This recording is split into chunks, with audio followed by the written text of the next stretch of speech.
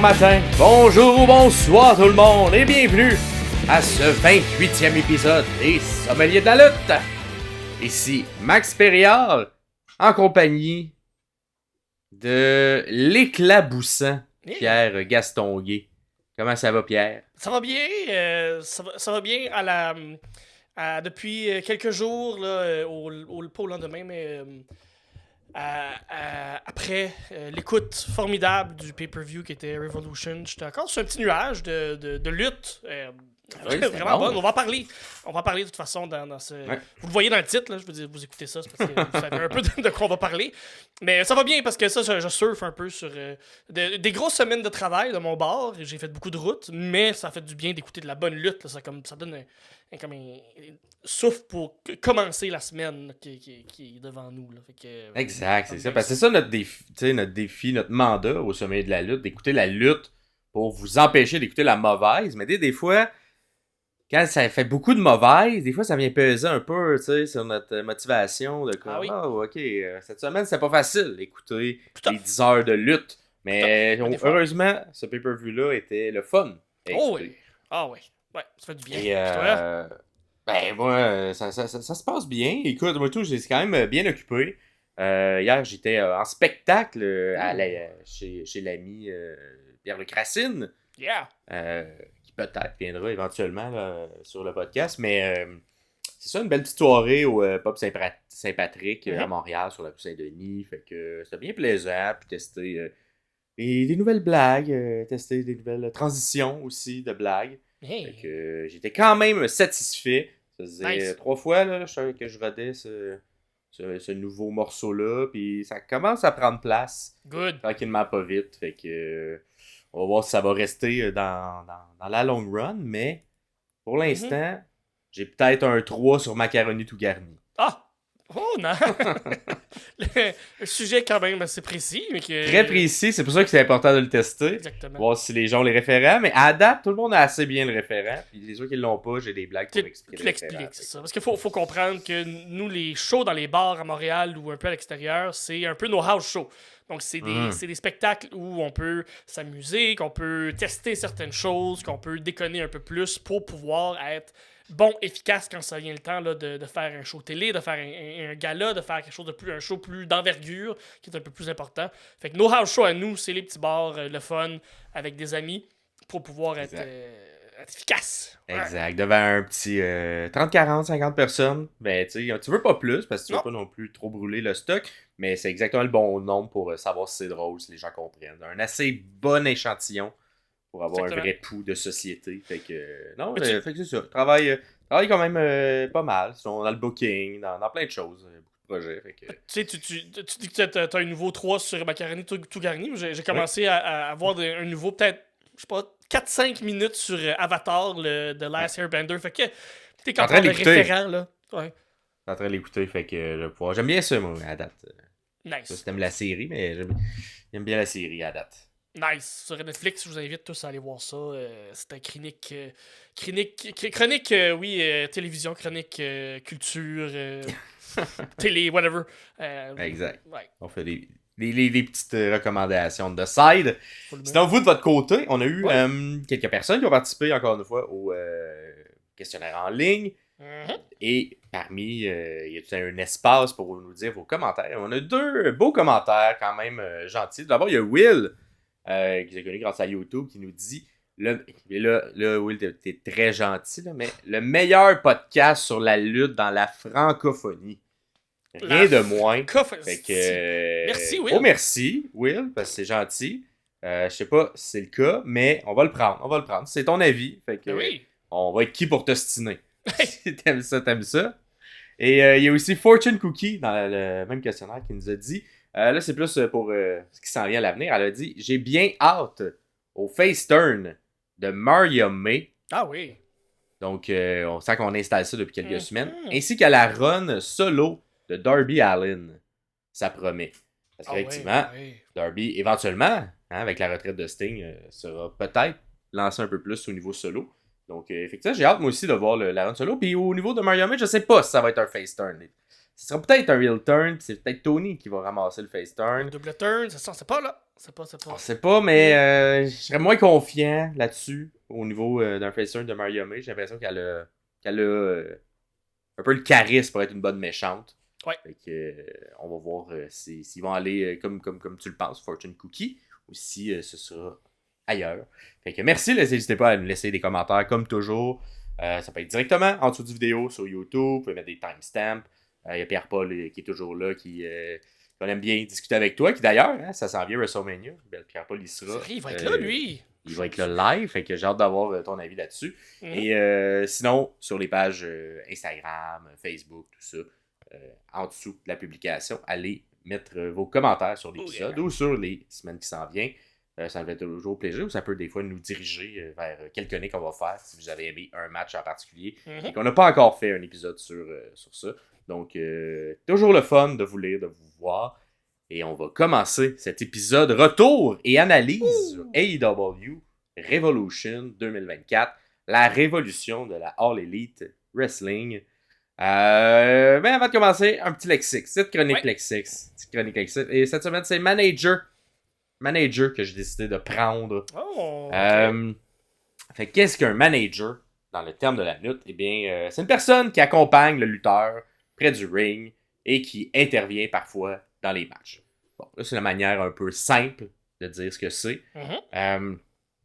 Cependant, il y a quand même des petites nuances à faire. Fait que souvent, un manager va être mis avec un lutteur ou une lutteuse qui a peut-être un petit peu moins est moins à l'aise au micro, peut-être un peu moins de charisme aussi, mais que physiquement, ça se passe bien, mais qu'au niveau du charisme ou de parler avec la foule, ça se passe moins bien. Donc, on lui met quelqu'un qui peut faire le rôle pour parler. Donc, si on veut, dans l'histoire de la lutte, c'est souvent le rôle désigné des bons managers. Donc, permettre de combler une des lacunes des lutteurs ou de la lutteuse. Par la suite, ça peut également donner du rythme à un combat. Donc, un manager, principalement lorsqu'ils sont méchants, vont venir intervenir, peut-être des petites tricheries, des petits trucs pas gentils. Fait que ça permet d'avoir ça du cheap heat, soit d'avoir même un rythme de combat qui se fait un peu plus rapidement. Dans les house shows, peut-être qu'on le voit plus souvent, mais les gens qui sont autour du ring, qui ont le rôle de manager, vont peut-être également jouer avec la foule un peu plus. Ah oui, donc, oui. si on sent que la foule, que l'énergie de la foule descend, qu'il y a moins, on est moins attentif à ce qui se passe sur le ring, mais là, le manager va se mettre à regarder la foule, peut-être à partir des chants, à partir des claps, des commentaires, se mettre à insulter quelqu'un.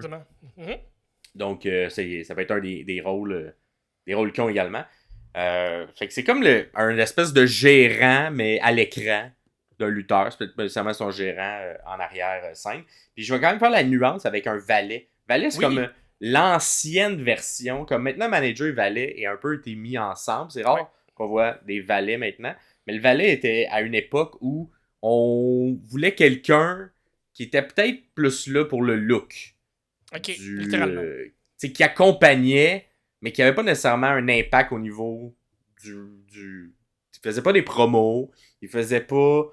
il n'y avait pas nécessairement d'intervention. Fait que il faisait juste accompagner le lutteur. On peut se souvenir dans ce rôle-là de Miss Elizabeth avec Randy Savage, qui était peut-être avec le Macho Man, qui était peut-être un peu plus dans ce sens-là. Elle, c'est comme le Ultimate Valet parce qu'elle était quand même au cœur de l'histoire. Elle était au cœur de l'histoire, mais à l'intérieur des matchs, elle avait pas vraiment... c'était comme un peu les enjeux, mais c'était, elle va pas tirer la corde, elle va pas comme créer d'intervention, puis elle était pas non plus beaucoup au micro tant que ça à l'époque, donc elle était plus là pour un peu, on va dire, le terme qu'on utilise, c'est un peu candy eye, avec un petit bonbon pour les yeux, quelqu'un qui va rajouter un peu au personnage, mais maintenant on en voit beaucoup moins. On a peut-être Scarlett avec elle intervient quand même dans les matchs où elle est... Exactement. Elle peut faire pencher la balance. Elle est capable elle l'a pas fait, mais elle est capable aussi elle a un certain niveau in-ring, donc elle serait capable d'avoir des bumps puis d'intervenir de ce niveau-là. Elle parle également au micro, mais tu sais, j'essaie de penser à qui pourrait être un peu dans ce style-là aujourd'hui. Il n'y en a plus beaucoup. Peut-être Maxine Dupree pendant un bout aussi avant qu'elle soit dans le ring. Même Maryse intervenait beaucoup. Fait que tu sais, c'est vraiment quelqu'un qui intervenait pas, qui était juste là pour être là, qui accompagnait. Fait qu'on en a plus vraiment présentement dans la rue de Montréal. Mais si vous pensez à quelqu'un qui fit bien cette description-là, dites-le en commentaire. Moi, il n'y en a pas qui me viennent en tête. Toi non plus? Activement, là, pas vraiment, non.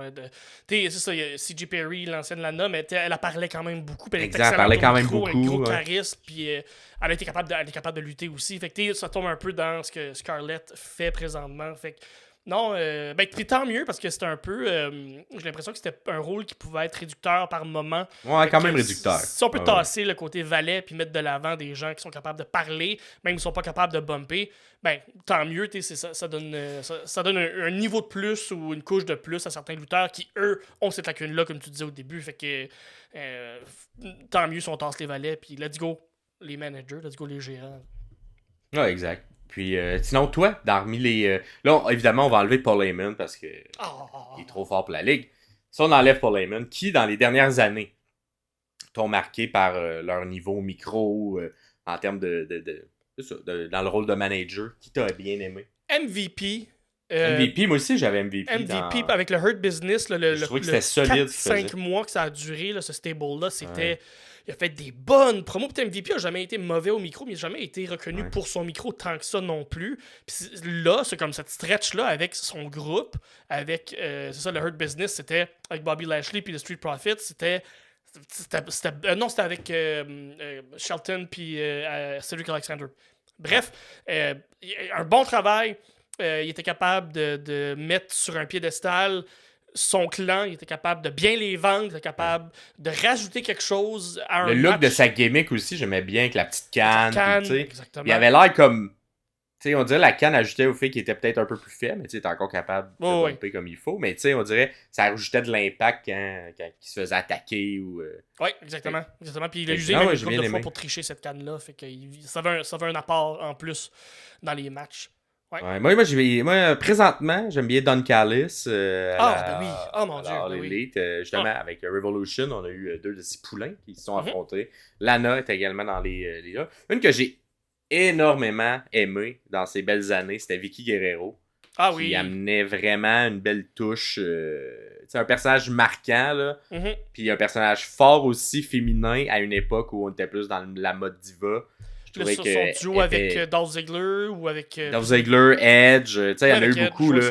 Un peu tout le temps, un peu l'espèce de cougar, là. C'était un peu ce personnage-là, mais amené à travers un rôle de directeur général également, parce que, tu sais, le manager peut être un general manager.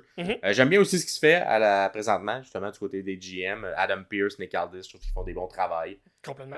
Au niveau du micro, au niveau de ce qu'ils amènent. Fait que, vous, c'est qui vos managers, mettons, actuels? On va dire actuels, là. Peut-être pas Bobby Heyman et Heyman.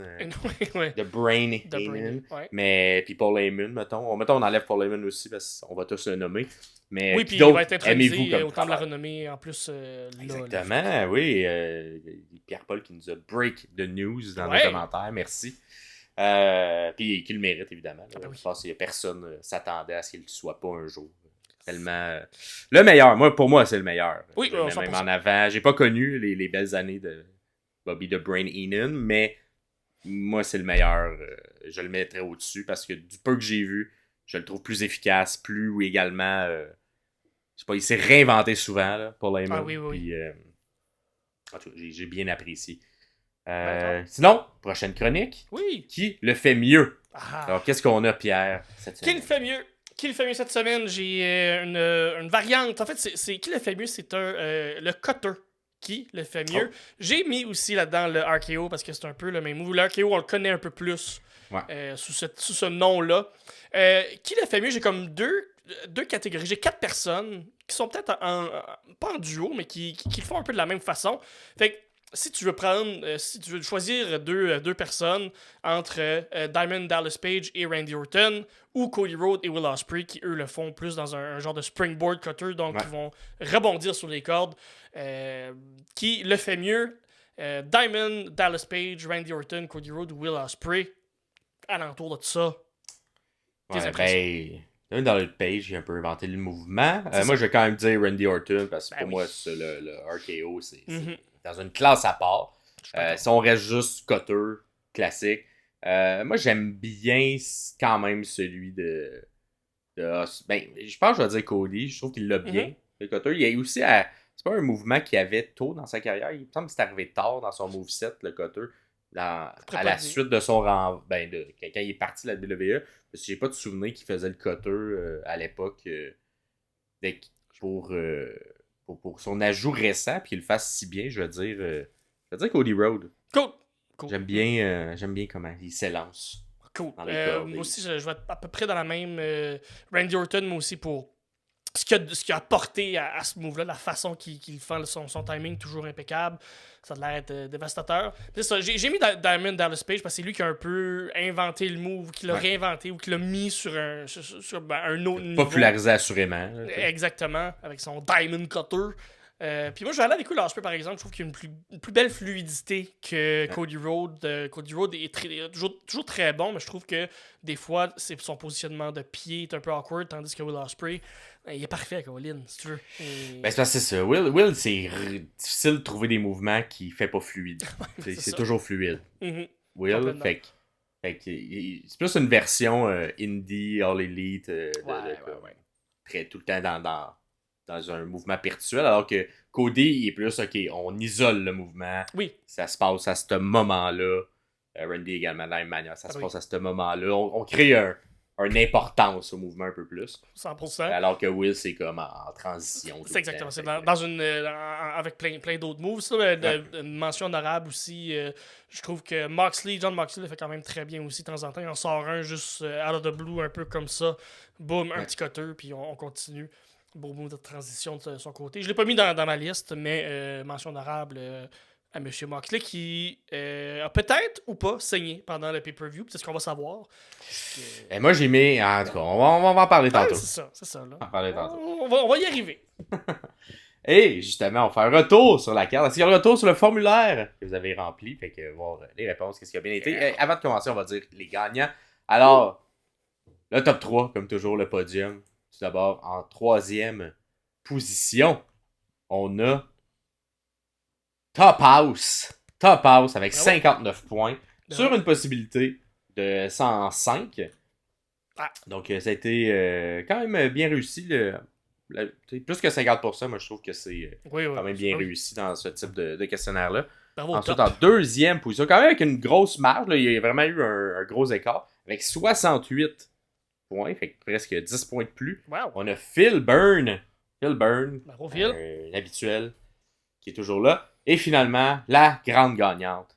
C'est une dame cette fois-ci. C'est Elisabeth avec 71 points. 71? Bien, 71, qui est bien installé.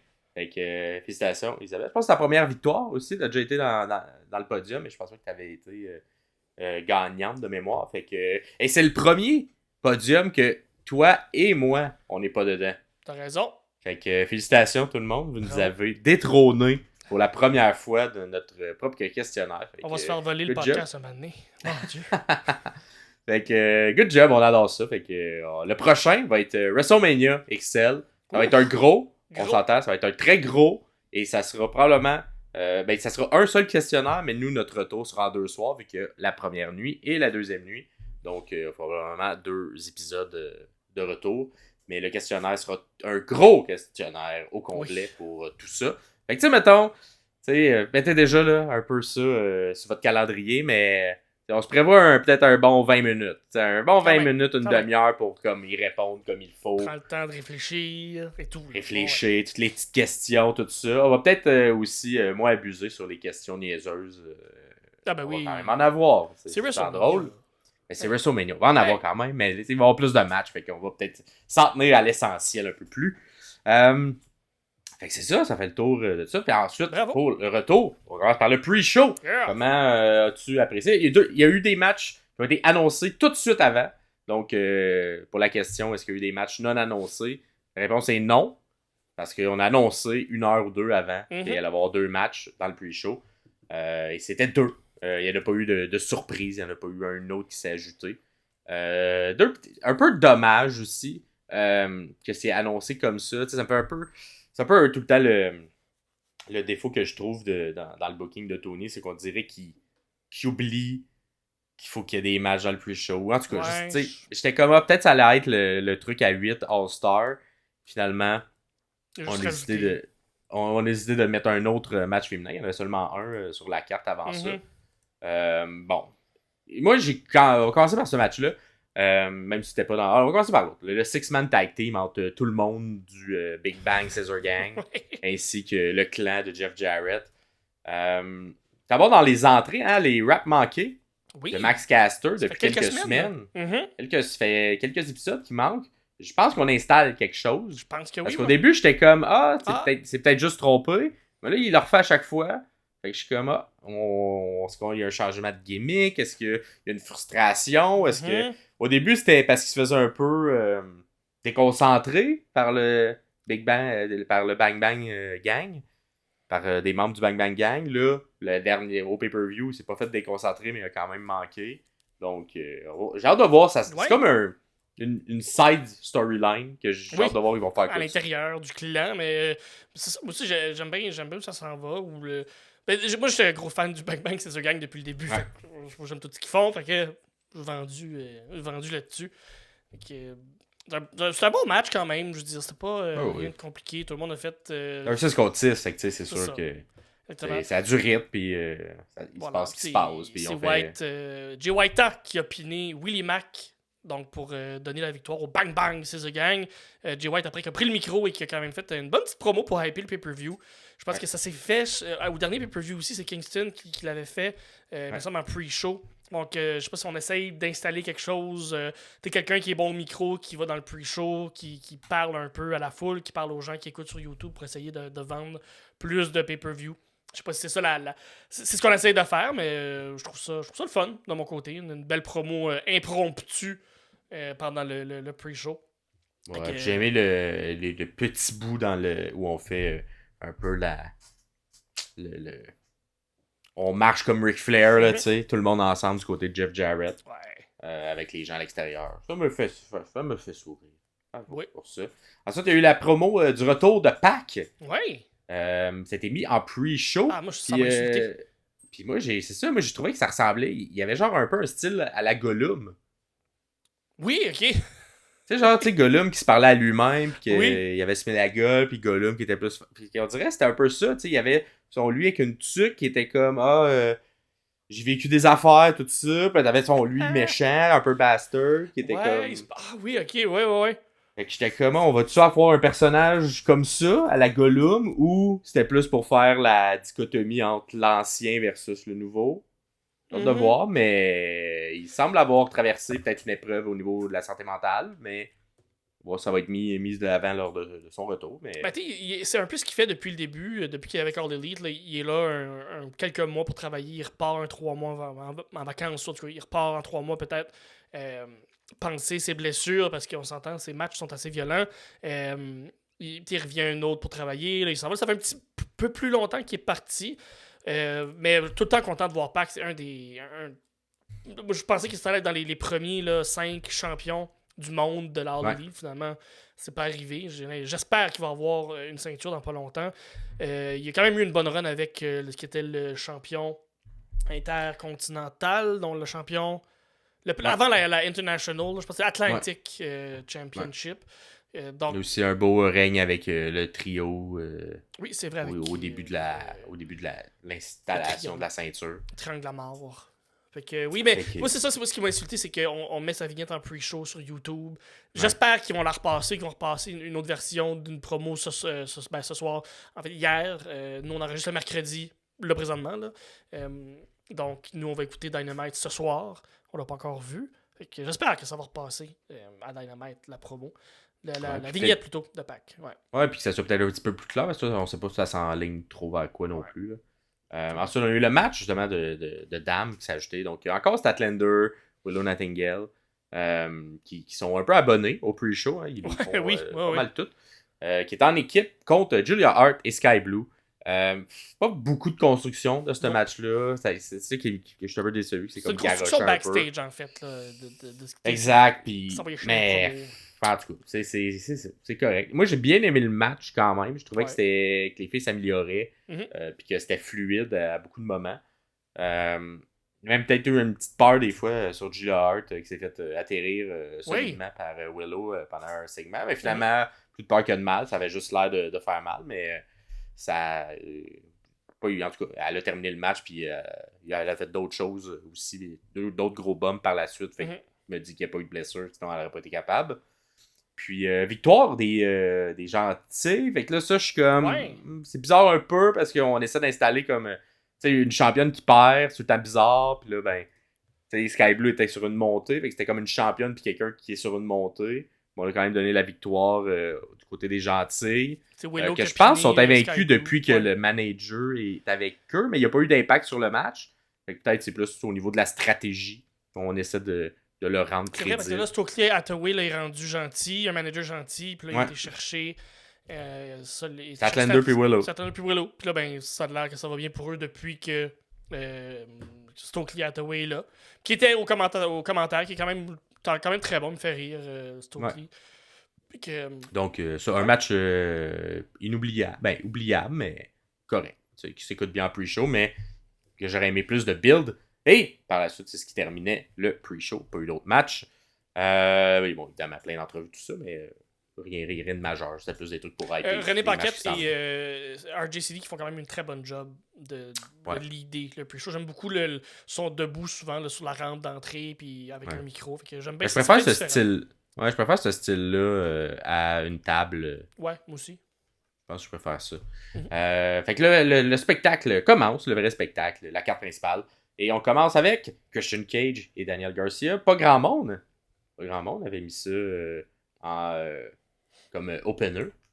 En fait, y a-tu même des gens qui ont mis ça en opener? Malheureusement, non, personne. 0% avait mis ça en opener. On était plus du côté de un Ospreay Takeshita pour plusieurs. Ou un FTR Blackpool. Ou le 8-star 8-man Scramble match. Fait qu'un match à plusieurs ou un match qu'on sait que le rythme. Finalement, c'est un match que peut-être des gens voyaient comme un peu plus lent de par Christian, que son âge, son booking, l'habitude, fait un match un peu plus lent. Mais tu sais, c'était correct comme ouverture, mais ça m'a quand même surpris qu'on mette ça en match d'ouverture de mon côté. Ouais, mais ça m'a hypé pour commencer quand même.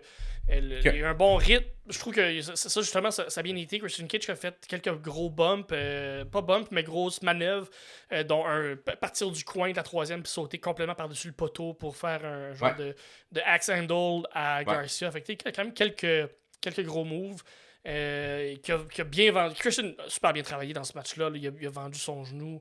Il a vendu le genou, oui. C'était un bon sell tout le long. Tout le long, vraiment. Il l'a jamais lâché. Mais c'est un match de Christian Cage. Fallait que les gens qui l'accompagnent, ceux qui sont alentour, interviennent. Puis c'est ce qui s'est passé. Même si tout le monde était intervenu. Ouais, tout le monde était intervenu. Tout le monde, sa mère était là. Pas son père, parce que tout le monde avec qui Christian travaille, mais ils n'ont plus de père, tu sais. Fait que tout le monde est intervenu. Même si Daddy Magic a essayé de venir aider son buddy Garcia, t'as pas assez. Christian a réussi à gagner, à garder en fait son titre de façon comme il fait d'habitude, finalement. Là. Puis, c'est ça. C'est un peu à la Bloodline là, en ce moment. Oui, c'est vrai. C'est bien. Bon parallèle. Et au niveau du questionnaire, c'était bien réussi. Tout le monde, 100% des gens avaient Christian Cage gagnant. Ah, wow! 100%! Au niveau des interventions également, la majorité, fait que souvent dans plus de 70% du cas, les gens avaient la bonne réponse pour les interventions. Nice. Au niveau de est-ce que quelqu'un allait venir l'aider, Daniel Garcia, on a Daddy Magic qui est venu. Ça a été bien réussi à 87%. Est-ce que l'arbitre n'a pas expulsé personne dans le match? Fait que 37% l'avait de ce côté-là. Et combien de fois M. Garcia a fait sa danse, sa fameuse danse, et c'est une fois seulement. Une fois dans le coin, que j'ai bien aimé d'ailleurs. Je pense que c'est la première fois que je faisais ça. Le coup les 10 coups dans le coin, puis rendu au 10e, on fait la petite danse sur la personne. Je trouvais que c'était plus fluide, si on veut, pour intégrer ce mouvement-là que arrêter le match, faire la danse. Puis je trouve que ça fait mieux également avec le personnage. Avec, si on veut, le booking, pas avec le personnage qu'il y avait, mais avec ce qu'on sait que Daniel Garcia est capable de faire dans un ring. Je trouvais ça bizarre qu'il arrête de lutter pour le faire. Fait que d'intégrer le mouvement dans cette histoire-là, comme tel, ça fitait moins là, que qu'il fasse un dance-off la dernière fois qu'il s'est battu là, contre c'est ça, genre. Puis, je pense que je préfère le faire directement dans le coin avec le coup de 10. Je trouve que c'est une belle spin à ce mouvement-là que plusieurs font. Ben d'accord. Fait que de ce côté-là, 50% des gens avaient le bon chiffre, les autres étaient un peu plus. Et le match a duré plus de 15 minutes tout de même. Fait que ça a quand même été réussi par pas beaucoup de gens. On voyait ça moins. Oui. Fait que seulement 25% des gens avaient plus de 15 minutes. Mais Christian, j'aurais dû y penser. Christian, il travaille bien là-dessus. Il travaille comme un lutteur de la WWE. Il prend son temps, il est méthodique. S'il est trop essoufflé, il va arrêter le match, il va faire une prise, il va jouer avec la foule. Fait que, ouais, j'aurais dû catcher qu'il est capable de se rendre de plus que 15 minutes. Moi, c'était ça, c'est l'âge de Monsieur Cage. Aussi, le nombre de matchs, c'était comme un moment donné c'est ça. Côté, mais ça n'a pas été lui. Non, exactement, mais moi, j'ai bien aimé. Moi aussi, un bon petit match pour ouvrir. Mais surpris que ce soit lui qui ouvre, mais dans le contexte, je pense que c'était correct. Ça peut-être nuit à un autre match qu'on parlera plus tard. Oui. Que lui a peut-être souffert un peu d'être mis dans, si on veut, ça a peut-être été la pause pipi du public où l'énergie du public était moins là. Mais prochain match, fait que, on est toujours dans la première heure, on a Eddie Kingston, ton chouchou contre mon chouchou, Bryan Danielson. C'était vraiment le combat des sommeliers. On était chacun dans le coin. On n'avait plus parce que c'était interdit d'être aux abords du ring, vu que c'est la Continental Crown Title. Mais les deux, on avait reçu notre invitation. Toi, t'avais reçu du côté de Kingston pour être du côté. Moi, j'étais du côté de Danielson, mais bon, la stipulation du match faisait on pouvait pas être là. Fait qu'on est resté au Québec pour regarder le match à la place. Comment t'as aimé le match de ton côté? Moi, c'est mon match. C'est pas. Comment je dirais ça? C'est pas le match de lutte que j'ai préféré. Ça va aller pour ton match préféré. C'est pas celui qui m'a fait le vivre les plus grosses émotions, mais je pense que c'est lui qui m'a fait vivre le plus d'émotions ou la plus grande variété d'émotions pendant le match. Fait que c'est dur à décrire, là, mais je suis sorti de ce match-là à la fin en faisant comme OK, ils ont réussi à pousser la limite de ce que je pensais qu'elle allait être capable de faire. Puis je pense que c'est Danielson qui réussit à pousser Kingston du côté lutte, là, du côté physique, du côté travail, même si Kingston, lui, est capable de pousser la barre plus haut côté émotion, puis côté vendre quelque chose. Kingston, que moi, au début, avant d'embarquer 100% dans son équipe, je trouvais que c'était pas la meilleure personne qui vendait. Même que le premier match qu'il y a eu à All Elite, qui était contre Cody, il y avait beaucoup de no-sell. Dans ce match-là, son no-sell était très bien placé aux bons endroits pour montrer qu'il est fort, puis que oui, c'est un underdog, mais qu'il va être capable de monter puis overcome Danielson, parce que c'est un peu ça l'histoire du match qui était racontée. C'est Danielson qui prend le dessus, parce que techniquement, il est plus fort que Kingston, mais Kingston qui réussit à reprendre son souffle pour monter. C'est un peu la même histoire qui avait été racontée à leur dernier match, mais dans celui-là, ça a été fait découper en plusieurs petites sections, tandis que leur premier match, c'était comme 2 ou 3 plus grosses sections où Kingston reprenait le dessus. Celle-là, c'était vraiment divisé en minutes et demie. Danielson prend le dessus, Kingston reprend le dessus parce que c'est l'underdog. Puis là, Danielson qui revient. Puis il y a eu des beaux moments où Kingston qui kick out du Bussai Coney. Moi, j'ai gros pop. Et la même chose du côté de Danielson. Il y a eu, je pense, c'est un backfist suivi de je pense, c'est un powerbomb. Danielson a kické out de ça. Fait que des beaux spots, des grosses claques dans le chest, comme j'aime toujours. Fait que, donc, rapidement dans le match aussi. Oui, on commençait avec beaucoup de chops au début. On était rouge rapidement. Très rapidement. Le souplex de les prints en dehors du ring a été soufflé pour des messieurs quand t'es assis dans une chaise. Là, ça dit parce que les gars travaillent fort. Fait que pour quand même pas mal de raisons, parce que j'adore le travail de ces deux gars-là, ça a été mon match préféré. Mais ça aurait pu être 3 autres matchs. Ouais, il y a eu des bons matchs sur la carte. Moi, j'ai bien aimé dans ce match-là la fin, un peu brawler. Ben, c'est vers la fin du match, les deux étaient essoufflés. Puis là, on se tenait. Puis là, il était très, très boxe. Ouais, genre des petits coups, les deux, des petits coups d'un côte, tout ça. C'est ça, c'est quelque chose qu'on voit pas souvent. Je trouvais que ça fitait bien dans ce match-là. Tu sais, que les deux, on se protège, on y va des petits coups, ça en est suivi des plus gros coups. Les claques d'en face ensuite. Tu sais, la montée de tout ça était bonne. Au lieu de... C'est ça, on est plus habitué à voir les deux, on se pogne, on se frappe les deux en même temps, un peu version hockey. Mais de l'avoir plus version bug, j'ai aimé ça. Je trouvais que ça fitait avec les deux personnages. Bien joué tes niveaux. L'histoire qu'ils nous avaient racontée. Ouais. Puis l'espèce d'énergie là, les deux, on a mal. Fait qu'on va se protéger en même temps un peu. Ouais. Mais je trouvais que c'était original comme manière. Puis effectivement, la fin, j'ai trouvé comme... Moi, elle m'a surprise. Elle était très précipitée. Oui. Fait que j'ai comme fait, oh, ok, ça finit de même. Mais en même temps, j'haïs pas ça que les matchs de Continental Crown, ils finissent un peu de manière technique, tu sais, de manière surprise. Puis je réussis un pin, puis l'autre s'en attendait pas. C'était pas mal ça depuis le début du règne, puis même à l'intérieur du tournoi continental. Fait que c'est comme un... C'est ça. Je sais pas si j'aime ça, j'aime pas ça, mais là maintenant, on dirait que je suis plus habitué. Comme le prochain match, je vais genre m'attendre qu'il y ait comme une fin un peu plus comme ça. Des fois, surprise de comment, c'était là, ok. Tu sais que ça sera pas installé, puis là, comme un gros finisher, comme dans d'autres types de matchs. C'est vraiment dans un truc fluide, puis il y a un pin qui se passe, puis ça se termine comme ça. Fait. C'est pas un gros slow count, là. 1, 2, 3, c'est vraiment comme... Le match peut finir n'importe quand, mais il a fini là, t'sais. Exact. Mais c'est bien d'avoir cette touche-là à cette ceinture-là. T'sais, c'est une gimmick qu'on met un peu sur ce type de match-là. Je trouve ça intéressant que ça. Mais aussi, ça fait varier les types de fins dans une carte au complet ou beaucoup de matchs. Il a quand même fallu 3 souplexes, une corde à linge et un powerbomb pour être capable de piner Danielson. Fait que c'était à la fin d'une genre de séquence qui était pas un gros finish, comme tu l'expliques. Puis à la fin du match, il y a eu une poignée de main, un signe de respect de la part de Danielson pour Eddie Kingston. Fait que ça s'est bien fini. C'est le fun, c'est bien raconté. Là. Je sais pas exactement. Moi, je pense qu'ils vont complètement tasser cette feud-là, puis on va aller ailleurs des deux côtés. Les deux lutteurs, je pense que c'était la fin de tout ça, puis ça finit avec un calice de bon match. Fait que je suis très, très, très content de cette feud-là, puis de où ça a été, puis d'où ça a fini. Ouais, au niveau du questionnaire, c'était bien répondu. 87% des gens avaient Kingston gagnant. Team Kingston! Woo! Ensuite, tombé aux soumissions, là on était divisés, mais ça a été un tombé.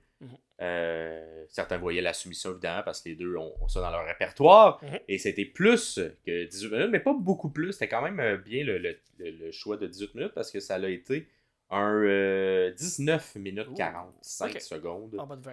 Et on a annulé la question advenant que Danielson gagne s'il allait serrer la main quand même. Il n'a pas gagné, donc la question est annulée. Voilà. Et ça fait le tour au niveau du questionnaire. Prochain match, on enchaînait avec le 8-man Battle Royale Scramble Match. Scramble Match. Tabaslac. Exact. On dirait, tu sens dans un booking de lutte, plus qu'il y a de mots, plus le match n'est pas moins important. Tu sais, genre, Undertaker contre Shawn Michaels, pas besoin de mettre 8 pieds de description. C'est Undertaker contre Shawn Michaels. Là, lui, 8-star Rumble. Scramble Egg Match. Ok, je te nomme vite fait qui était dans le match. Et c'était le remplacement du Meat Party. Du Meat Party, du Cold Cut Subway Sandwich Meat Party.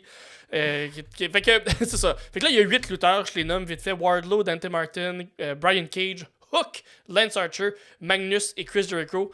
Et Powerhouse Hub aussi. Magnus, qui est un lutteur de la CMLL, qui a gagné un match contre quelqu'un à Rampage la semaine avant. Contre Matt Sydal. Matt Sydal, merci.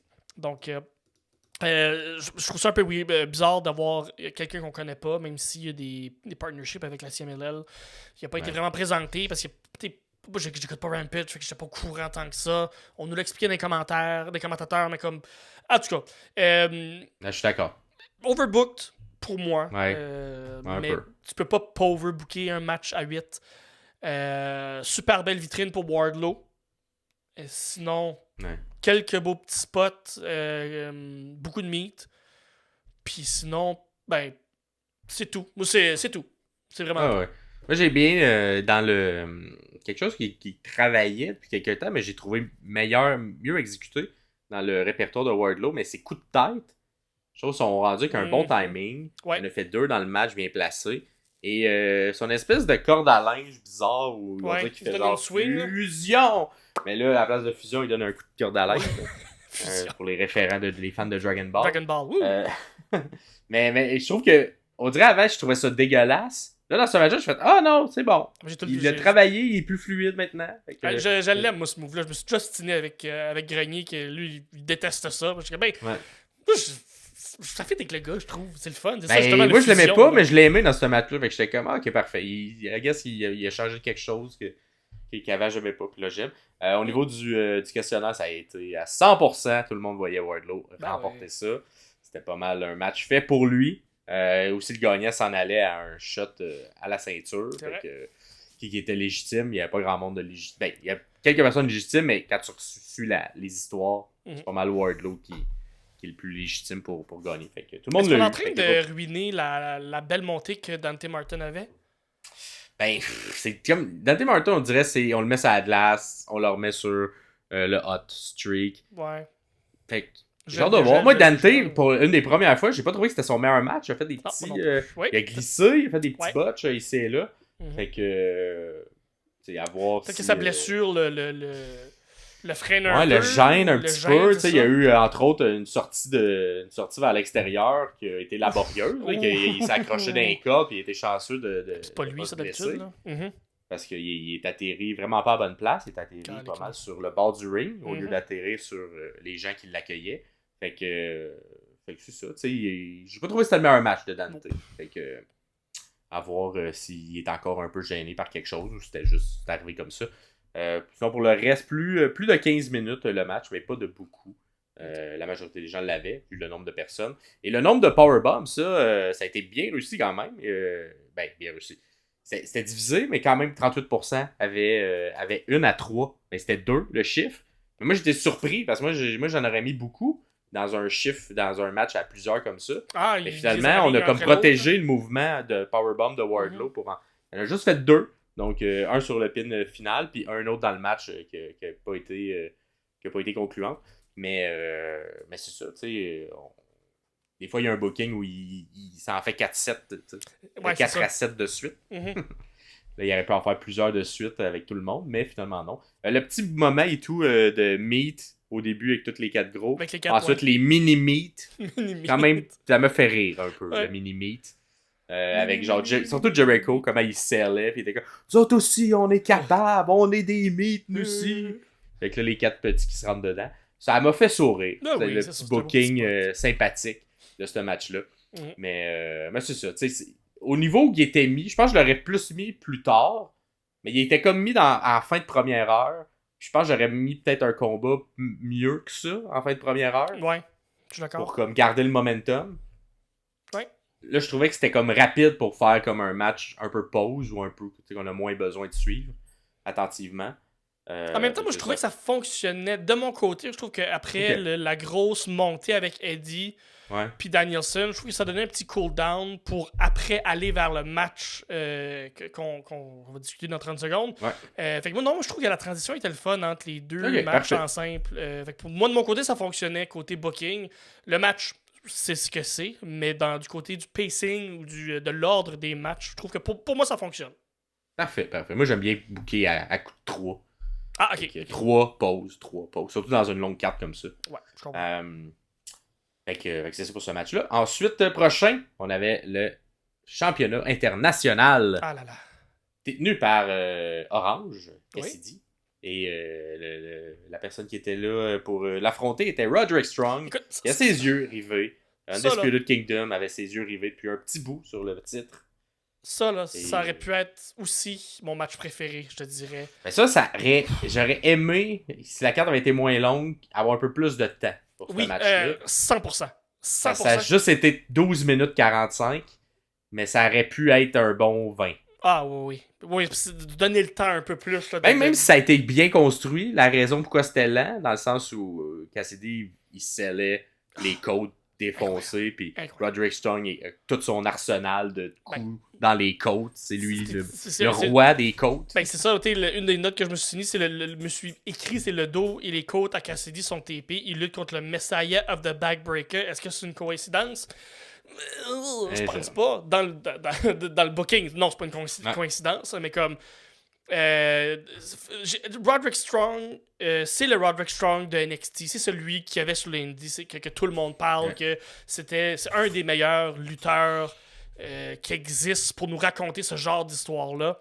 J'ai trouvé en forme, j'ai trouvé le rythme était bon, il a pas manqué un beat, il a l'idée, il a conduit ce match-là d'un bout à l'autre complètement. Il a quand même, il a bien fait paraître Orange Cassidy qui vend super bien. Il n'a pas besoin quand Cassidy est capable de se débrouiller, mais il a bien fait shiner son adversaire dans la défaite. Mais c'était quand même une victoire décisive et forte. Oui, mais c'est ça. On a comme installé qu'il a détruit comme. On a affaibli Cassidy en y mettant beaucoup de bandages, beaucoup de blessures. Ouais. Oui. À aucun moment, il perdait le momentum vraiment. C'était vraiment juste un petit truc de counter de Cassidy, mais tout de suite, on reprenait le momentum du côté de Roderick. C'était construit fort. On l'a mis très fort pour gagner la ceinture. Fait que moi, j'ai l'impression qu'on va s'en aller vers un autre long règne du titre international du côté de Roderick Strong où il va devenir le workhorse.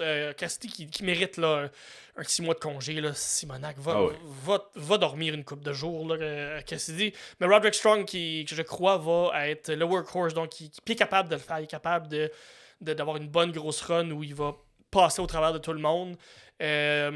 Le gut wrench powerbomb dans les cordes dans le coin là, où il a juste droppé. Ah, man. Aïe, mais beau sell. Oui, non, mais ça, là, c'était. Je l'ai réécouté 2-3 fois là, pour m'assurer qu'il n'y avait pas de blessure, mais il n'y a pas eu de blessure. C'était juste tellement bien fait. Mais ça avait l'air de faire mal. En tout cas, c'est super bien fait des deux. On reparlera d'un autre spot dans un coin, dans un autre match qui a eu l'air de faire mal, mais les coins ont travaillé fort. Il a fait mal pour vrai, lui. Ah oui, lui, il est mal pour vrai, oui. C'est bol. Nouveau champion, donc c'est ça, c'est Roderick Strong qui gagne. Est-ce que tu veux faire le questionnaire avant de parler de ce qui s'est passé après le match? Ouais, je peux faire le questionnaire. Fait que au niveau des prédictions des gens, encore une fois, pas beaucoup de surprises. 86% des gens avaient Roderick Strong gagnant. Fait qu'on sentait le début du switch vers la prochaine histoire. Par ton B, ça a été bien réussi également. Le fait que, dans le fond, qui viendra aider Roderick Strong? Tout le monde, la majorité pensait que le tag team, Mike Bennett et Matt Taven allaient intervenir. Mais finalement, il n'y a eu aucune intervention du match. Même au début du match, je me souviens bien, Roderick a demandé qu'il n'y ait pas d'intervention de la part de ses compatriotes. Fait que un peu surpris de tout ça, mais ça joue avec l'effet qu'on veut le vendre fort. Il n'y avait pas besoin d'intervention, il a gagné clean. Fait que je venais ça, mais ça a été moins réussi au niveau du questionnaire. Puis évidemment, personne n'est venu aider Cassidy parce qu'il n'y en a pas eu besoin. Il n'y avait pas eu d'intervention de l'autre côté. Fait que ça aussi, ça n'a pas été bien réussi. Personne n'a été expulsé parce qu'il n'y a pas eu d'intervention. Et le match a duré moins de 18 minutes. La majorité des gens l'avaient comme il faut ici, celui-là. Quand même un bon cap. Ça a été très. C'est ça. Finalement, c'était un bon gap, mais on dirait, quand j'ai fait le questionnaire, j'étais comme, il me semble que ça peut faire 20 minutes, ces deux-là. C'est ça, on s'attendait. Mais on n'a pas fait ça. Ça n'a pas été. Et qu'est-ce qui s'est passé après le match, Pierre? Oh là là. Fou! Je suis un gros fan de. Ok, bon. Le match fini. Le Undisputed Kingdom, donc Mike Bennett et Matt Taven, célèbres, sont contents. Puis là, il y a quelqu'un qui sort comme de la foule. Je suis comme, y a-tu quelqu'un qui est assez innocent pour comme. Parce que ça avait l'air un peu d'un peu n'importe qui, les cheveux un peu comme pas faits, puis la barbe. Là, je suis comme, c'est Kyle O'Reilly. C'est Kyle O'Reilly qui était un collègue dans le voyons, c'est quoi la à NXT? Undisputed Era à NXT. Puis je suis un gros fan de Kyle O'Reilly qui était en tag team avec Bobby Fish aussi, qui s'est blessé à la nuque, qui a eu un neck fusion il y a quelques mois, même c'est pas même une année et demie presque. Une belle run avant sa blessure, là, je me souviens, là, on le mettait très légitime en solo. Puis, un beau personnage aussi, super le fun, très un peu punk, un beau look avec les quand il était en habit, quand il venait faire une pro en habit, quand il était juste en civil, je veux dire, qu'il était pas habillé en lutte. J'aimais beaucoup ce qu'il faisait, puis Moi, je suis un gros fan de Kyle. S'il y a des gens qui veulent aller voir des bons matchs, là, sa dernière run à NXT, les matchs qu'il a fait contre Adam Cole, justement, avant qu'il quitte, ou contre contre Finn Balor aussi, où les deux se sont décalissés la mâchoire. Allez voir ça, NXT, ça vaut la peine. Je suis un gros fan de Kyle O'Reilly, fait que j'étais vraiment, vraiment hype. Ils ont présenté un t-shirt du Undisputed Kingdom à Kyle pour qu'il fasse comme hey, t'es notre chum, ben joins-toi à notre clan, joins-toi à notre groupe. Kyle qui a juste respectueusement redonné le t-shirt à Roderick Strong, lui a chuchoté quelque chose dans l'oreille et qui est parti. Et puis ça, c'est bon. Fait que ça, c'est juste Kyle qui fait comme non, j'ai plus besoin de clan, j'ai pas besoin de vous, je vous aime, je vous respecte, mais je suis rendu à un point où je vais tout faire moi-même, je vais être seul, je veux avoir ma push, où je veux avoir mon opportunité de montrer que je suis un bon lutteur, que je suis capable d'aller chercher des titres en solo. Fait que j'ai vraiment, vraiment aimé ça. Gros hype de ma part quand j'ai vu le beau Kyle O'Reilly sortir de là. Fait que, j'étais soufflé. Non, je t'entends plus, Maxime. Oui, il a pris un coup de vieux, hein? Suis-moi, il y a les cheveux, les cheveux un peu. Non, mais même les cernes. Ouais, c'est vrai, t'as raison. Plus grisonnant. Je sais pas si c'est parce qu'il avait pas. Peut-être qu'il était aussi fébrile, puis il a beaucoup dormi la veille. Mais je trouvais que. Comme c'était quelqu'un qui ressort d'avoir été malade, puis qui a l'air magané un peu plus. Je l'ai pas trouvé comme. Je l'ai trouvé. En fait, moi-même, la fin, le petit mot là, qui s'est dit dans l'oreille, avec le look qu'il avait, j'étais comme il va-tu avoir une annonce qui peut plus lutter ou. Puis tu sais, lorsqu'il est sorti, je le sentais très émotif également. Il a remercié la foule, tout ça. Fait que j'espère vraiment que c'est pas ça. Puis qu'on va pas être capable d'avoir d'autres matchs. Mais moi, puis il y avait également, j'avais jamais remarqué, peut-être qu'il l'avait avant, mais il semblait avoir un truc de diabète maintenant. De diabète, oui, ça fait longtemps, ça. Ça fait longtemps, parfait. Ouais. Fait que c'est ça, j'étais comme. En tout cas, il y a comme une partie de moi qui a comme été inquiet il est encore apte à être bon dans le ring, mais j'espère que c'est juste qu'il était fatigué. Puis... Vous êtes sûrement au courant déjà, là, peut-être que ça a été souligné. Que des fois que Tony est bon pour nous mettre quelque chose devant nos yeux, puis en parler juste dans 3 mois. Là. Fait que. Mais à voir où ça s'en va. J'espère qu'il va être capable de nous donner une bonne grosse run. Aussi, parce que moi, j'avais vraiment aimé son dernier match contre Jon Moxley avant sa blessure. Que ça a été un match pour devenir comme numéro 1 au titre. Qui, à l'époque, était détenu. C'était MJF déjà? Non, ça devait être Hangman. Donc, mais j'avais bien aimé ce match-là. Il m'avait marqué. Puis j'étais comme, hey, il est légitime, solo. J'étais comme s'il avait gagné, j'aurais fait ben oui, il a gagné, il est bon. Oui. Je pense qu'il est rendu là dans sa carrière. Fait que j'ai tout le temps bien aimé aussi à l'intérieur des équipes. Là. C'était le membre de l'équipe avec Bobby Fish que je préférais entre les deux. Oui, donc, 100%. Ça s'en va vers où, mais sinon, un bon petit match quand même international, mais qu'on a vendu fort. Ouais, on s'est fait également là, un petit point ici. Là, moi, je trouvais beaucoup que le pacing du show fonctionnait. Il y avait beaucoup de matchs, mais ça s'enchaînait. C'était pas comme à la WWE où il y a de la pub, il y a des rappels, les promos également, ils étaient très courtes, les promos vidéo avant les matchs. Ça enchaînait tout de suite avec l'autre. Fait qu'il n'y avait pas beaucoup de temps mort ou de il y a une pub. Fait que le rythme était là. Fait que pour une carte qui avait autant de matchs, c'était important que ça le soit. Fait que je le mentionne à ce moment-ci. On enchaîne avec le prochain match. FTR contre le Blackpool Combat Club. Arrivé en Road Warrior du côté de BCC. Hein? Je sais pas si tu as remarqué. Ou Legend of Doom, c'est la même truc. Et moi, je l'ai noté, mais à l'intérieur du match, les deux équipes ont fait le Doomsday Device. Ouais. Une version du Doomsday Device. Donc, une que c'est Castagnoli qui l'a fait un peu en springboard en montant. Et de l'autre côté, on l'a fait plus de la manière classique. Donc, on saute de la troisième pour ramasser une corde à linge sur la personne qui est sur l'étau. Fait que j'ai comme aimé. Tu sais, il y a tout le temps ça dans les matchs d'FTR, des petits clins d'œil à des vieilles équipes, à des. Tout le temps, ouais. Le fait qu'on arrive avec en Road Warrior, en Legend of Doom, puis qu'on fasse leur finisher dans le match, j'ai fait c'est clever encore une fois, bravo. Cependant, moi, j'ai trouvé que ça manquait un peu d'énergie et de magie, le match. Je sais pas si c'est parce qu'on les a vus beaucoup s'affronter dans les dernières semaines, mais j'ai trouvé à part la fin, une longue partie du match, que j'étais comme, il me semble qu'il n'y a pas... Je suis en même place. C'est peut-être aussi où il était placé dans le show, qu'on avait besoin d'un break, ou je sais pas quoi, mais je trouvais que c'était ça. Ça manquait de magie. Moi, j'ai écrit. Mais c'est ça, mais moi, dans la même veine, c'est trop brawler à mon goût, ce qui est bizarre pour venant de moi, là, mais c'est comme trop.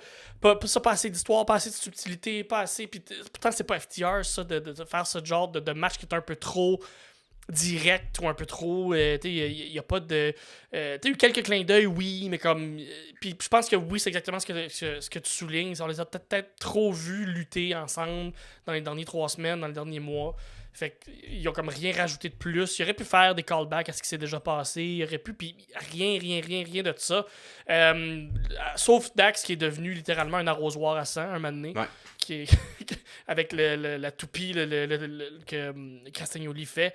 C'était spécial de voir ce bout-là. C'était un gros blade. Gros blade. Gros blade. Gros blade qui arrive aussi, qui est arrivé lorsqu'il est rentré dans le poteau. Là. C'était ça qu'on vendait qui est fait. Ouais. Qui ouvrait, mais c'était pas une ouverture de rentrer d'un poteau. Là. Ça ouvrait à 2 places. Mais bon, c'était quand même drôle que ça soit ça. Puis tellement qu'ils ont dû changer. Comme moi, j'ai trouvé que après le match, ils ont dû changer le tapis du ring. Ça prend un petit peu de temps. C'est à mon avis. C'est le seul moment du pay-per-view où il y avait un moment de latence où on attendait parce qu'il y avait vraiment beaucoup trop de sang. Puis il n'y avait pas le choix de changer ça pour l'hygiène des prochains qui sont dans les matchs. Victoire un peu par soumission du côté de BCC sur FTR. Ça s'en va où? J'ai aucune idée. C'est ça, je comprends pas. T'es Hardwood qui perd connaissance. Fait que on garde FTR fort parce qu'ils n'ont pas tap-out. C'est Hardwood qui a perdu connaissance en soumission de la part de Moxley. Je sais pas ce qui se passe avec ça. Moi, j'espère qu'on passe à autre chose des deux bords. Ou qu'il monte la coche, ou qu'il s'en aille ailleurs, mais comme plus haut. Fait que soit on finit ça là, puis on serre la main, puis parfait, merci, ça n'a pas été la meilleure feud. Ou on part la machine, puis on s'en va dans niveau supérieur. Fait que, mais bon, c'était un match, moi, qui peut-être un peu déçu, que je voyais peut-être justement pour ouvrir le show, avoir du rythme, puis finalement, j'ai pas senti ça en milieu de show. Au niveau des questions, évidemment, on va checker ça. Ça a été...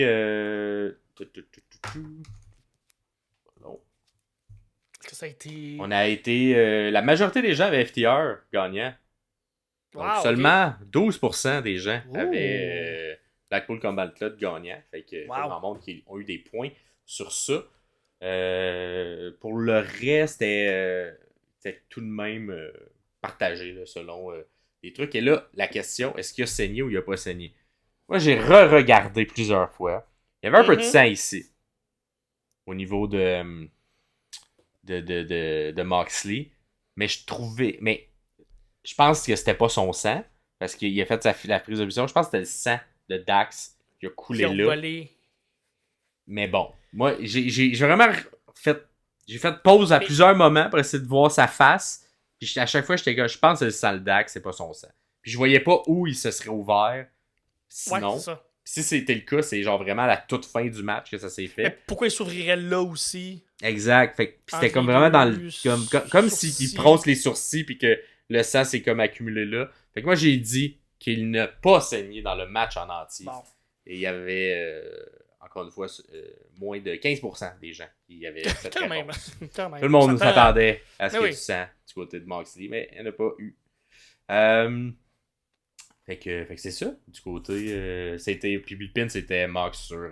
Parce que les deux étaient dans le ring en même temps, mais les personnes légales, c'était Mox qui avait la soumission légale sur Dax qui s'est évanouie. Et ça fait le tour pour ce combat-là. Prochain match, le seul match féminin de la carte principale. On avait Timeless Tony Storm contre Diana Purrazzo. Un match court, encore une fois. Un peu dommage. C'est le seul match de la carte. Ça a été bien construit aussi. Fait qu'on aurait peut-être pu se permettre un 20 minutes pour l'occasion. Malheureusement, c'est le match le plus court de la carte. À peine 12 minutes de match. Fait que c'est vraiment pas beaucoup. Surtout avec l'histoire qu'on a construite. Ben oui. Et le fait que c'était le seul match féminin. Fait qu'il est un peu décevant de ce côté-là. C'était aussi placé un peu comme la pause pipi de la carte. Avant de rentrer dans les gros crunchy. Là. Exact. La foule était morte un peu. Fait que ça n'a pas été facile. J'ai quand même aimé l'entrée. Mettre Mario May, Anthony Storm. Bon, c'est un bon flash pour mettre... c'est ça, tu sais, parce qu'on pendant la feud, il y avait Diona qui était comme je veux l'ancienne Tony Storm dans cette Tony Storm. Fait qu'on l'a vu, mais à travers Mario May. Moi, je me suis fait avoir. Ils m'ont eu. Fait comme, ils l'ont fait. Puis il ressemblait beaucoup, hein. Oui. Puis c'était très technique comme match. Mais comme un technique où la foule n'est pas engagée, fait que tu sais, un technique où la foule n'est pas engagée, c'est difficile d'être over. Mais moi, j'ai quand même trouvé très bonne Diona Purrazzo là-dedans. Puis c'est juste qu'on n'était pas dedans. On avait plus il y a quelque chose qui avait pas. Mais c'était pas mauvais. J'aimais bien les transitions qu'il faisait au niveau technique. Apprendre en tombant armbar. Tu sais, il y avait beaucoup de choses, le fun, mais on n'a pas eu le temps pour bien installer ça, pour bien installer un rythme. Fait que malheureusement, c'est un match qui passera pas à l'histoire. Peut-être que ça va continuer, là, surtout avec un match comme ça. Je m'attendrais que ça soit le dernier entre les deux. Ben, c'est ça. Je m'attends à avoir une clinique de lutte féminine de ces deux-là ensemble. Ouais. Je suis certain qu'ils sont capables de donner pas mal plus que ça. Est-ce que c'est voulu de l'avoir bâti comme ça, justement, parce qu'on était là dans le pacing? Peut-être. C'est peut-être voulu parce qu'on veut garder la ceinture sur Tony Storm. Puis, je pense que je vais aller essayer de le réécouter quand même, juste pour voir si j'ai manqué quelque chose dans le storytelling. Mais je pense pas. En plus, la fin était très prévisible. Une distraction, un Storm Zero, donc le genre de power driver après son coup de cul, donc son rip attack. Et Purrazzo qui a été piné clean quand même si c'est une distraction, 1, 2, 3.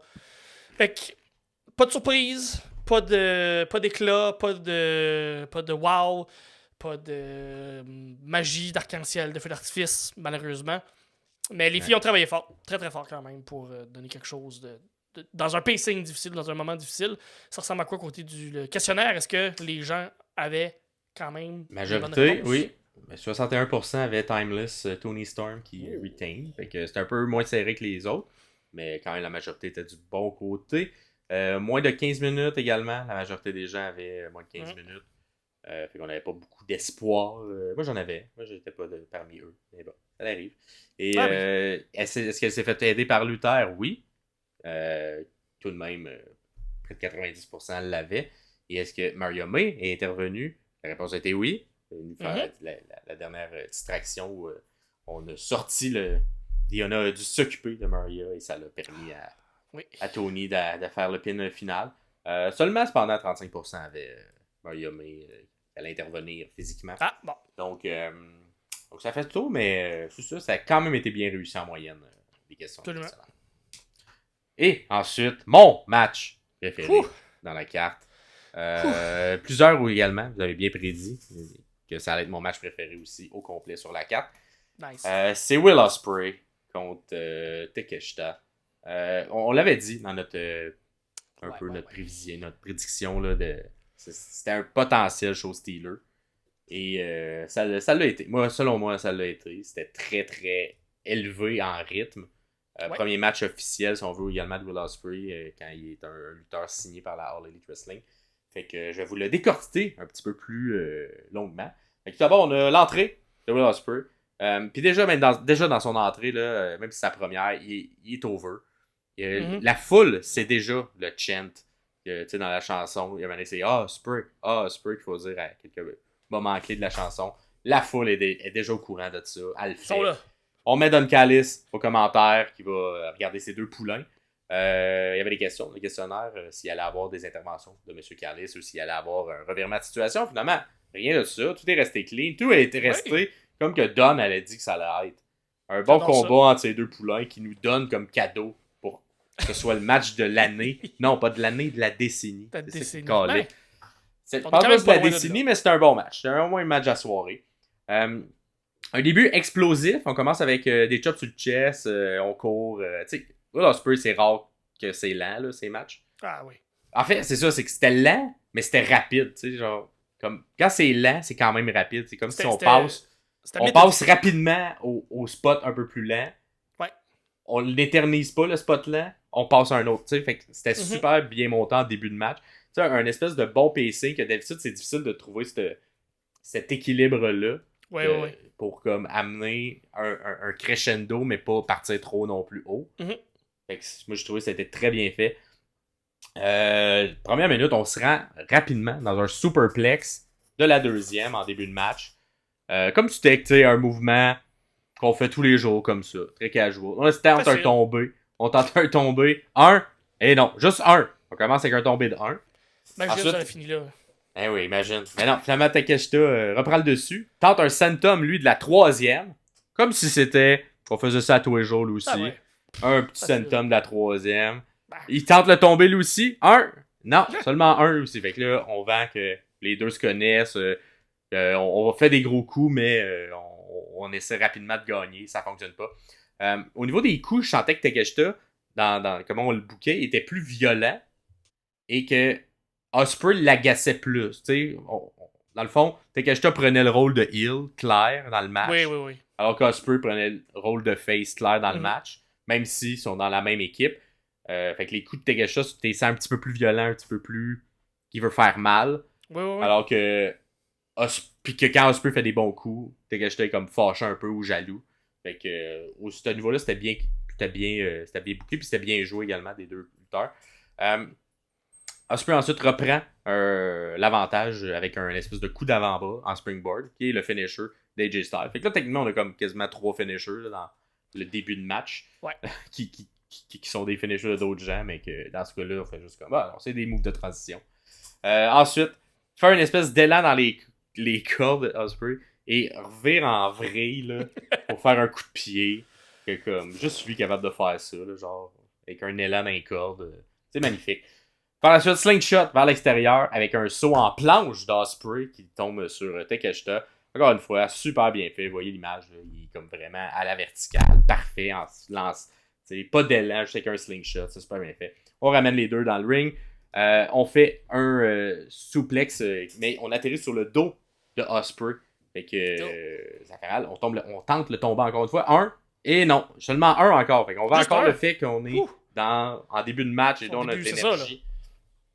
Fait que Takeshita contre par la suite Ospreay, fait un coup de pied, une espèce de coup de pied explosif sur Ospreay. Il va à l'extérieur lui aussi, saute par-dessus la troisième corde, comme plusieurs lutteurs font, bien fait aussi. Tout ça est très rythmé, là. C'est super bon, là. Écoutez le match, là. C'est excellent. On ramène par la suite dans le ring. Takeshita essaie un autre senton, comme il essayait un petit peu plus tôt, mais cette fois-ci, c'est contré par les genoux d'Ospreay. Fait que là, on fait le rappel de ce qu'on venait de faire juste avant. Fait qu'on a commencé avec un superplex de 2, un senton réussi, 2 tombés. Là, l'autre côté, on réessaie un autre superplex qui finalement, on atterrit mal. Et là, on réessaie un senton qui finalement, il est contré. Fait que, au niveau du storytelling, c'est quand même... c'est réfléchi. C'est bien fait. On voit où il s'en allait. Par la suite, Ospreay enchaîne avec un saut de la troisième en vrille. Fait que c'est une espèce... Tu sais, comme un gars qui fait comme des pâtis. Comme Alexandre Despatie ferait sur un plongeon. Mais Takeshita se pousse, qui atterrit sur les pieds. Ce qui fait que rapidement, Takeshita, ça va le pogner par en arrière, puis lui fait un German suplex super bien exécuté. On atterrit en pont, c'est super bon. Il y a un bon German suplex, Takeshita. Très bon. Il y a un vraiment très beau German suplex. Il est grand, fait que ça donne s'impose en le faisant. Là. Exact, non mais il est très bon. Certains vont se plaindre qu'il n'y a pas... que c'est pas la personne qui a le plus de charisme. Moi, je suis pas d'accord. Je trouve que dans ses combats, il y a beaucoup de charisme. C'est peut-être juste quand il est en mode micro que là, le charisme ne ressort pas, mais... C'est pour ça qu'ils l'ont mis avec Don Carlos, je veux dire. Exactement, mais moi, je trouve que... C'est parfait, là. Moi, je trouve qu'il y a du superstar en lui, qu'il y a un potentiel main event en lui. Quand tu regardes les combats, là, il est très, très bon, puis très efficace dans le ring. Puis il vend bien aussi, puis l'histoire qu'il raconte est claire, même s'il parle pas anglais. Fait que, moi, je trouve qu'il est génial. Puis là, il était mis avec quelqu'un qui connaît bien aussi le style japonais. Fait que c'était super bien fait. Fait que c'était magnifique, ce pont-là. Ensuite, un backflip un peu sur le chest, le classique de Will Ospreay, là, qui se fait son backflip sur le chest. Juste lui fait ce mouvement-là, c'est super beau. Il le fait de façon aussi explosif aussi. Là, Ils sont super explosifs. Je peux même pas prendre un screenshot de ça, c'est trop rapide. Là, c'est juste flou. C'est Will Ospreay flou. Ensuite, il suit ça d'un Enzugiri, un peu sur place. No sell cependant de Takeshita. Fait que là, on rappelle un peu la ligue japonaise. Il y a beaucoup de no sell. Fait qu'il il no sell ça, puis il fait un German suplex. Un autre German suplex. Ça a beaucoup de rythme. Tout ce match-là, ça a beaucoup de rythme. Takeshita ensuite va dans les cordes, mais Ospreay contre avec un standing Spanish fly. Fait que tu sais, tout ça est enchaîné. C'est vraiment une belle chimie. Et là, on a le premier This is Awesome. Fait que fantastique. Déjà. Le match est fantastique. Par la suite, on se fait des, tu sais, le classique move où les deux on est à terre, puis là, un qui frappe bout, l'autre qui frappe pied. Là, on fait ça, mais à coup d'avant-bras. Fait que coup d'avant-bras de l'autre, coup d'avant-bras. Et là, tu sais que Takeshita, il y a des meilleurs coups d'avant-bras dans cette section-là. Fait que il est plus gros, plus fort, les coups d'avant-bras. On se relève debout les deux en se donnant des coups d'avant-bras chacun notre tour. Ospreay, il est comme parfait. Je peux pas rivaliser avec un avant-bras. Bang! Super kick qui sort de nulle part. Oh, fait que là, ça lui donne le edge sur Takeshita qui est comme un peu shaky. Il suit ça d'un rolling, comme il fait un coup d'avant-bras, mais en roulant. Fait qu'avec un momentum, là, en se roulant sur lui-même. Oui. Et là, un gros coup. Ça sonne. T'entends le clac, là, il mettait le son là, pour ça. Et là, t'as Takeshita qui te vend ça avec un sel de doigt. C'est rare, tu vois ça, là. Il scelle comme s'il était en train de faire un AVC, puis il scelle comme s'il est tout raide dans les doigts. Ça a l'air, tu sais, genre... C'est un peu inquiétant, parce que c'est comme quelque chose que t'aimes pas t'en voir, mais ça fait un sell efficace. C'est comme si le coup d'avant-bras, il était tellement fort que ça lui a peut-être donné une commotion cérébrale, puis il est rendu comme ça. L'arbitre s'en inquiète. Bon, non, c'est bon, je suis correct, je fais un sceller. Va-t'en. On se relève. Takeshita, lui, il fait une autre. Parce que là, il vient d'en recevoir un. Fait que moi, tout, je suis capable d'en faire un. Fait que lui, tout, il fait un gros coup d'avant-bras. Lui aussi, il sonne. Un beau sell aussi d'Ospreay. Ospreay, j'aime ça comment il sell. Il sell comme tout le temps un peu dizzy, là, mais il est pas vraiment dizzy, mais la manière. Regardez les pieds, comment ils sont positionnés, là, c'est tout le temps. Ça donne un bon look, comme s'il était un peu étourdi. Mais il en donne un deuxième, et là, Ospreay se fait à faire un hold cup. Fait qu'un hold cup, c'est quand tu reçois des coups, mais tu vends pas, tu n'oses pas. Puis au contraire, ça te donne de l'énergie, comme Hulk Hogan faisait. Fait que ça le motive. Il va même se donner lui-même des coups dans le coin pour se remotiver. S'ensuit la série de coups de pied rapides de Ospreay. Un dernier gros coup d'avant-bras que lui aussi sonne. Fait que là, c'était comme la portion, on donne des coups d'avant-bras. Qui a le plus beau coup d'avant-bras? Et c'est Ospreay qui finalement a le dernier coup. On se relève, les deux sont morts. Ospreay tente un powerbomb, mais c'est contré par Takeshita, qui lui aussi tente un powerbomb, qui lui aussi est contré par Ospreay, qui fait un magnifique super kick, mais par en arrière, là, comme celui il fait, l'espèce de super kick. Clac, t'es en arrière de moi. Ça résonne. Il fait des super beaux super kicks, là, Ospreay. Puis il est pas direct comme Shawn Michaels ferait, là. Lui, il a comme une spin dedans. C'est comme un mix entre celui de Black, puis de Malachi Black, puis d'un super kick traditionnel, là. Mais lui, il est comme à moitié de Malachi Black. Fait que c'est super beau. S'ensuit un standing Enzukiri, un dropkick, et finalement, le powerbomb qu'on a tenté, là, on le réussit. Bon. Et on fait un tombé. 1, 2, non. Fait que la première fois, on s'enligne vers un 2, on sait que le match progresse. Une belle construction. On perd pas de temps, cependant. Hein? Il y a eu un kick-out, mais on perd pas de temps. Oscutter, tente le Oscutter tout de suite, mais ça, c'est contré en Blue Thunderbomb par Takeshita qui l'attrape dans les airs. Magnifique. Je l'ai noté, ça. Je l'ai noté tellement c'était beau, là. Tellement beau. C'est incroyable. Une belle transition. Puis le Blue Thunderbomb, il pogne au bout de ses bras, puis il t'a le swing, puis ça a l'air de... C'est très puissant, là, de la manière qu'il le fait, là, Takeshita. C'est fort, Takeshita, là, il est fort, là, ça n'a pas de bon sens. Ah non, c'est ça. De prendre un monsieur comme ça, puis juste le flipper, puis... Tu sais, il part, il essaie de faire le cutter, il l'attrape de main, puis il le swing. En tout cas, c'est excellent. C'est vraiment très bon. Là, t'as le premier, là, la foule en revient pas, à capote. Là, c'est pas This is Awesome, c'est Fight Forever. Fait que là, on trippe. On se relève. Ospreay tente de reprendre l'avantage avec des coups de pied. Il réessaie le Oscutter. Cette fois-ci, il va sur la troisième corde. Tente de le faire de la troisième. Non, il est attrapé. Cependant, il se compte, il libère. Il repart d'un corde pour avoir un élan.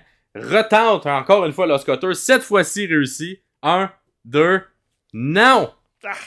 Encore une fois, bonne histoire à compter. Fait que le match est très construit on essaie des mouvements, on les réussit pas ou sont contrés. Et un petit peu plus tard, une minute après, on le finit par le faire. Fait que tu sens que les deux gars sont comme un peu Ils sont comme, je vais le réussir. Je vais réussir à te l'appliquer, puis c'est moi qui vais mieux l'appliquer. Fait il y a plein de segments de tout ça dans le combat. Fait que si vous regardez le match, là, vous allez voir, c'est très bien écrit de cette manière-là. Par la suite, bon, il tente pour la première fois le Hidden Blade. C'est contré par un autre gros coup d'avant-bras qu'on vend depuis le début. 1, 2, non, un kick-out, mais tu sais, un petit kick-out mou, là. Un kick-out genre... Il faut comprendre, le Hidden Blade, il se donne une swing pour faire son Hidden Blade. Fait que si c'est contré et qu'il y a un avant-bras, il y a déjà un momentum. Fait que je comprends qu'il y a juste plus kick-out un peu mollement. Mais le kick-out mou est bien fait. Parce qu'un kick-out mou, pour que ça soit bien fait, il faut que le mou arrive au bon moment, là. Et il arrive direct à 2.75, le mou. Fait que non, c'est bien fait. Vous voyez l'image aussi, là, le look que ça a, juste sans que ça bouge l'image. C'est super beau. Par la suite, après le kick-out mou, le kick-out mou a eu droit à un This is Awesome. Imagine. Parce que la foule était genre, c'est sûr, c'est terminé. Non, This is Awesome. Kick-out mou, bravo. Ospreay ensuite amène, est amené dans le coin, c'est la troisième.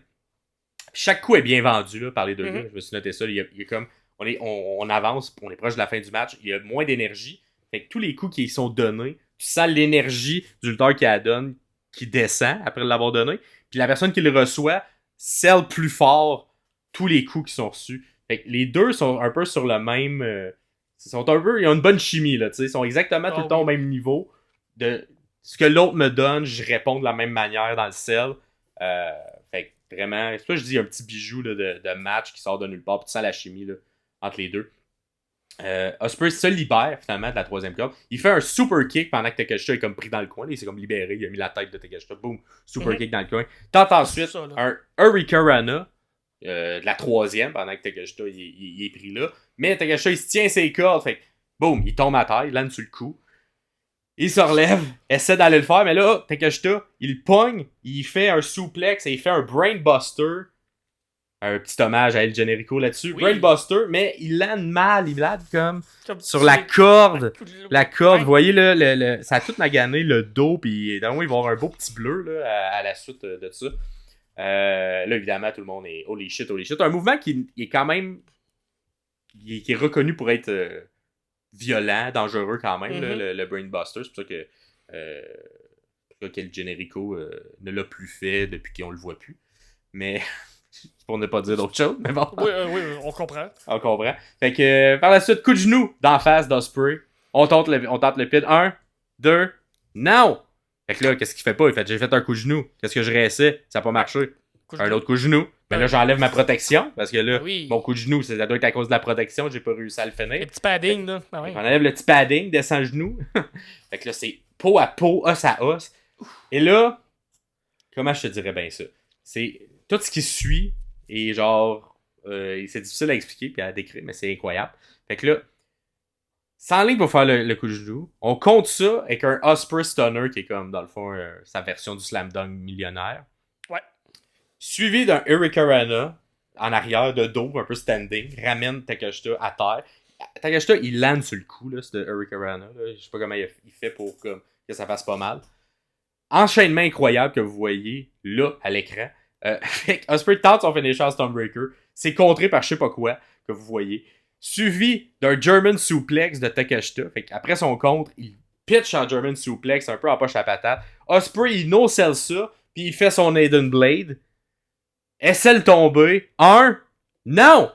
Juste un 1. C'est tout cet enchaînement-là incroyable. Fait juste un 1. Ospreay, finalement, prend finalement le dessus. Avec un powerbomb. Qui enchaîne, au lieu de laisser le powerbomb là, il garde la position du powerbomb, enchaîne avec le Style Clash. Deuxième mention à AJ Styles, effectivement. Deuxième mention à AJ Styles. Fait le Style Clash, fait le tomber. 1, 2, non, pas encore. Ensuite, Ospreay fait un des mouvements. Le mouvement, c'est pas le mouvement le plus dangereux de la lutte. Le Tiger Driver 91 sur Takeshita. Super bien fait, mais comment tu fais pour pas mourir, je sais pas. Même Don Callis, il est inquiet. Là, il est comme, je suis pas sûr qu'il est en forme, Takeshita rendu là. Et on s'en va dans le coin. On sort la Hidden Blade. On s'en va faire le tomber. 1, 2, 3. Et Will Ospreay remporte ce match chaudement disputé. une incroyable chimie entre les deux lutteurs. Ils sont pas à leur premier rodéo, les deux. Ouais, quoi dire de plus? C'est enlevant, c'est rythmé tout le long. Il n'y a aucun moment mort dans tout le match. Les no-sells, ils ont lieu d'être. Ouais. Ce qui est vendu dans l'histoire, pourquoi on met ces mouvements-là. Puis ça s'enchaîne rapidement. Fait que des fois, t'es habitué à un pacing de WWE où tu fais comme, ah oui, l'arbitre va faire les calls, là, tu sais.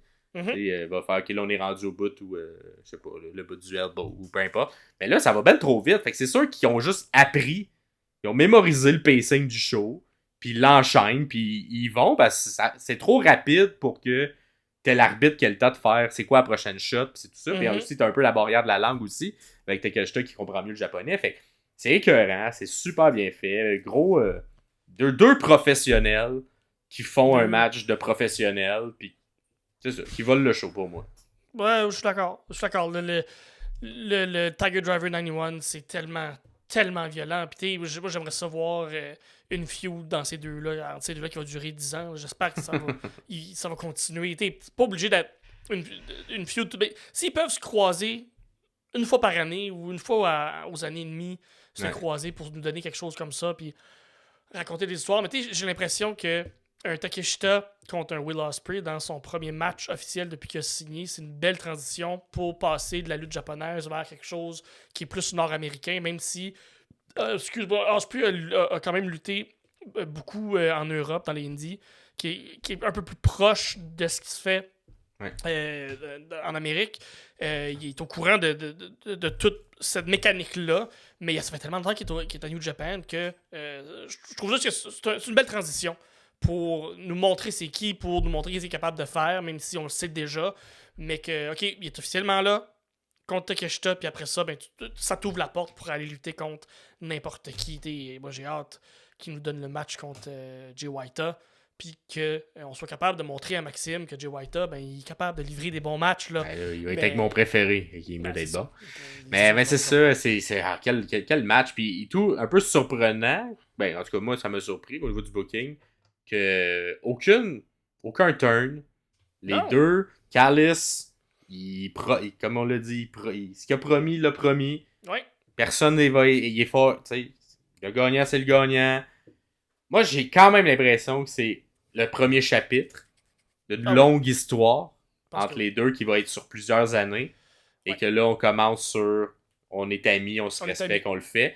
Mais j'aimerais que ça s'évolue. Puis si un jour t'as donné la ceinture à Takeshita, que je pense qu'il le mérite. Que 100%. En tout cas, c'est le meilleur lutteur japonais présentement dans la compagnie. Si ça tourne autour de Will Ospreay, ça serait excellent. Il y a des échanges de ceintures qui se font éventuellement entre les deux. Puis ils ont tellement de chimie de fou que on dirait, ça n'a pas de bon sens ce match-là, mais on dirait qu'on n'a rien vu. Ouais. Comme... C'est un vrai match 1, mais le match 1 écœurant, mais qui n'ont pas tout sorti le répertoire. Là. Ils n'ont pas tout sorti ce qu'on sont capables de faire. Ils ont juste fait, hey, vous capotez que ce petit 20 minutes-là, attendez. Quand Il y a encore des cartes cachées. Là. Il y a encore des cartes cachées, imagine. Ça va être... Un spécial, un 60 minutes, là. Un classique de 60 minutes. Imagine un Iron Man match entre les deux. Là. C'est ça. C'est ce genre de match-là. Ça serait fou. Après le match, c'est Kyle Fletcher qui est sorti avec sa ceinture de champion de télé, si je me trompe pas. Ouais, de la Ring of Honor. De la Ring of Honor.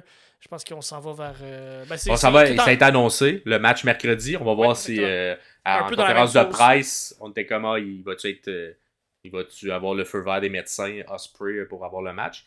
Mais j'ai bien aimé. Puis même à la suite du match, il y a même eu Ospreay qui a fait le salut japonais à Takeshita pour montrer le respect qu'il y a eu pour le match. Fait que non, moi j'ai bien aimé ça au niveau du booking. Puis à l'intérieur du match, c'était clair qu'il fallait applaudir, qu'il fallait qu'on aime moins, mais c'était impressionnant les deux. Beaucoup des César Somme. Fait que excellent match entre les deux. Pour moi, mon match de la soirée. Vous nous le direz, vous, si c'est votre match également. Comment vous l'avez trouvé. Et on enchaîne avec le prochain. Le match pour la grosse ceinture, la ceinture de Samoa Joe, la World Title entre Samoa Joe, Hangman Adam Page et Swerve Strickland. Pas mon match préféré, mais Joe était en forme. Joe, il est en forme depuis qu'il a la ceinture. Il est très bon. Il est très bon depuis 3 mois. Puis dans ce match-là, je trouve que son pace, le premier, 5 minutes là, du match, là, c'est Joe qui leadait. Puis il sautait partout, puis il envoyait des coups de pied, puis check comment je suis en forme, puis que je suis capable d'en donner, même si je suis rendu le mi-quarantaine, puis puis j'ai adoré ça. J'ai vraiment aimé ça. Puis de commencer tout de suite avec un Swerve qui fait un saut, puis que Joe qui fait son move classique de juste se tasser tranquillement. C'est tout bien placé pour qu'on mette de l'emphase sur le fait que Joe est en forme. On commence le match comme ça. Fait que bon pace tout le long. Moi, je suis pas certain que c'est le bon choix de pas avoir mis la ceinture sur Swerve. Je sais pas où ça s'en va. Je suis pas certain. Je suis pas certain c'est ça. Je l'aurais mis sur Swerve, tout simplement. T'es sur mute, Max. Excuse-moi. J'aurais mis sur Swerve, moi aussi. Et qu'est-ce que tu veux? C'est ça qui arrive.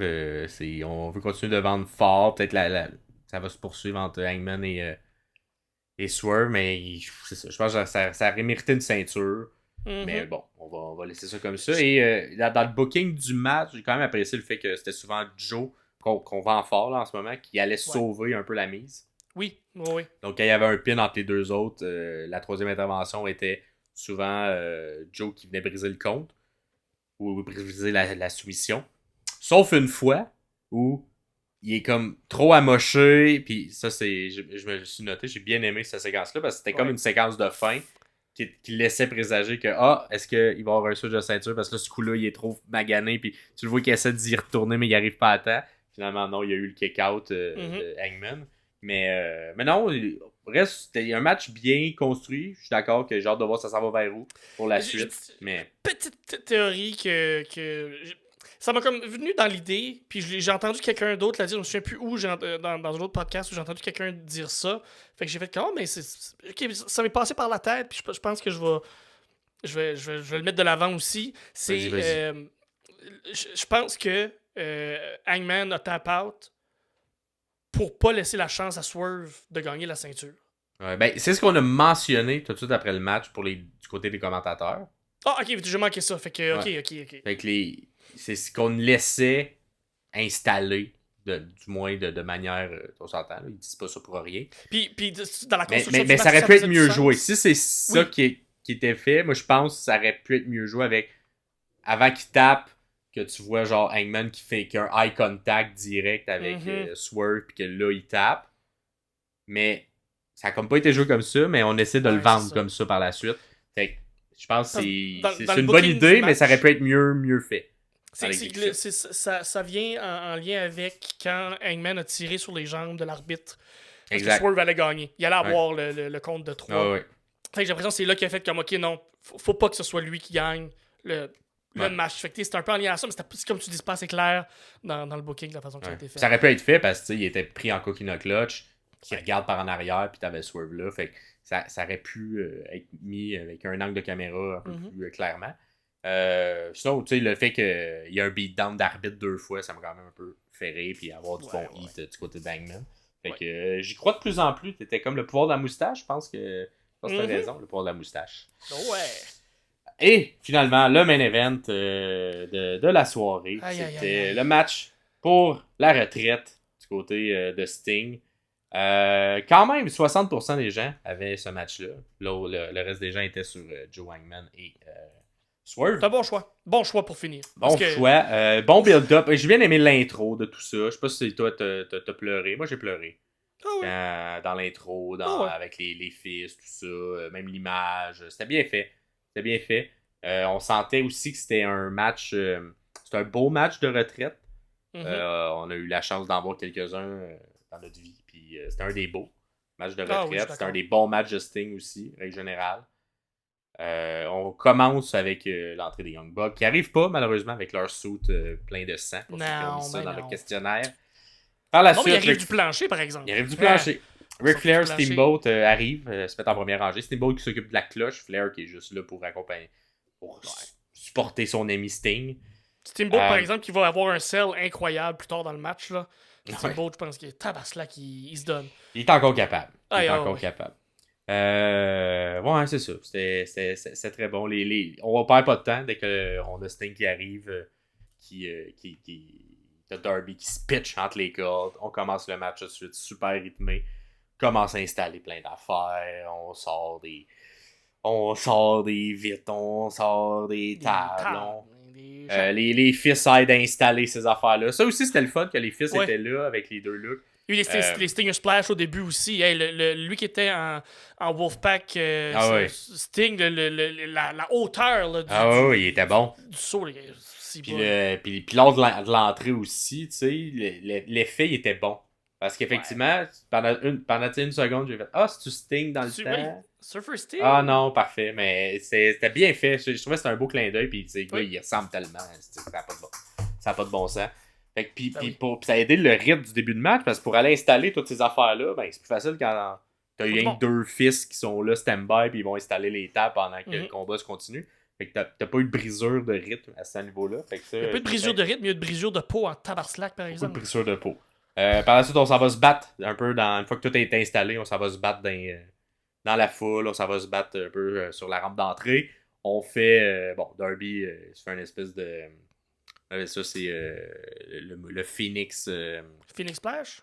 Ben, Phoenix Suplex, là, que Seth Rollins fait aussi. Sur les tables, on fait ça à Darby Allin. Et de l'autre côté, on a Sting qui reçoit un suplex traditionnel, mais... Il a quel âge, Pierre? 64 ans! 64 ans, puis il aurait pu mourir. Il aurait pu mourir! Mais il est pas mort à ce moment-là, mais tout un move. Et ça a fait qu'on a un peu éliminé Sting d'un bon 5 minutes du match. Ouais, quand même. De permettre de son souffle. C'est ça, reprendre son souffle, se reposer. Fait que là, on a Darby qui est fou, qui carry le match, qui amène une échelle dans le ring, une échelle beaucoup trop grande. Tu sais, qui va en haut, qui est installé plus tôt dans le match. Il s'est dit, tant qu'à mourir, on va mettre l'échelle là tout de suite prête pour pouvoir monter au ciel. La grandeur de l'échelle, Simonac. Fait que tu sais, il met 6 chaises qui font mal déjà, c'est atterri là-dessus. Il met une belle vitre. Mais tu sais, t'es comme, c'est-tu de la vitre en sucre, là, tu sais. Souvent, t'es comme, tu vas avoir de la vitre en sucre dans ce genre de spot-là. Non. C'est de la vraie vitre. Tellement de la vraie vitre que, auparavant, Sting, il l'a frappé à coups de batte, elle n'a pas pété. Il a fallu qu'il fasse un deuxième coup de batte de baseball dans la vitre puis qu'elle pète. Un bat en métal, là, pas un faux bat en plastique. Non, un vrai bat, là. Fait que c'était... c'est ça. Et là, il monte en haut.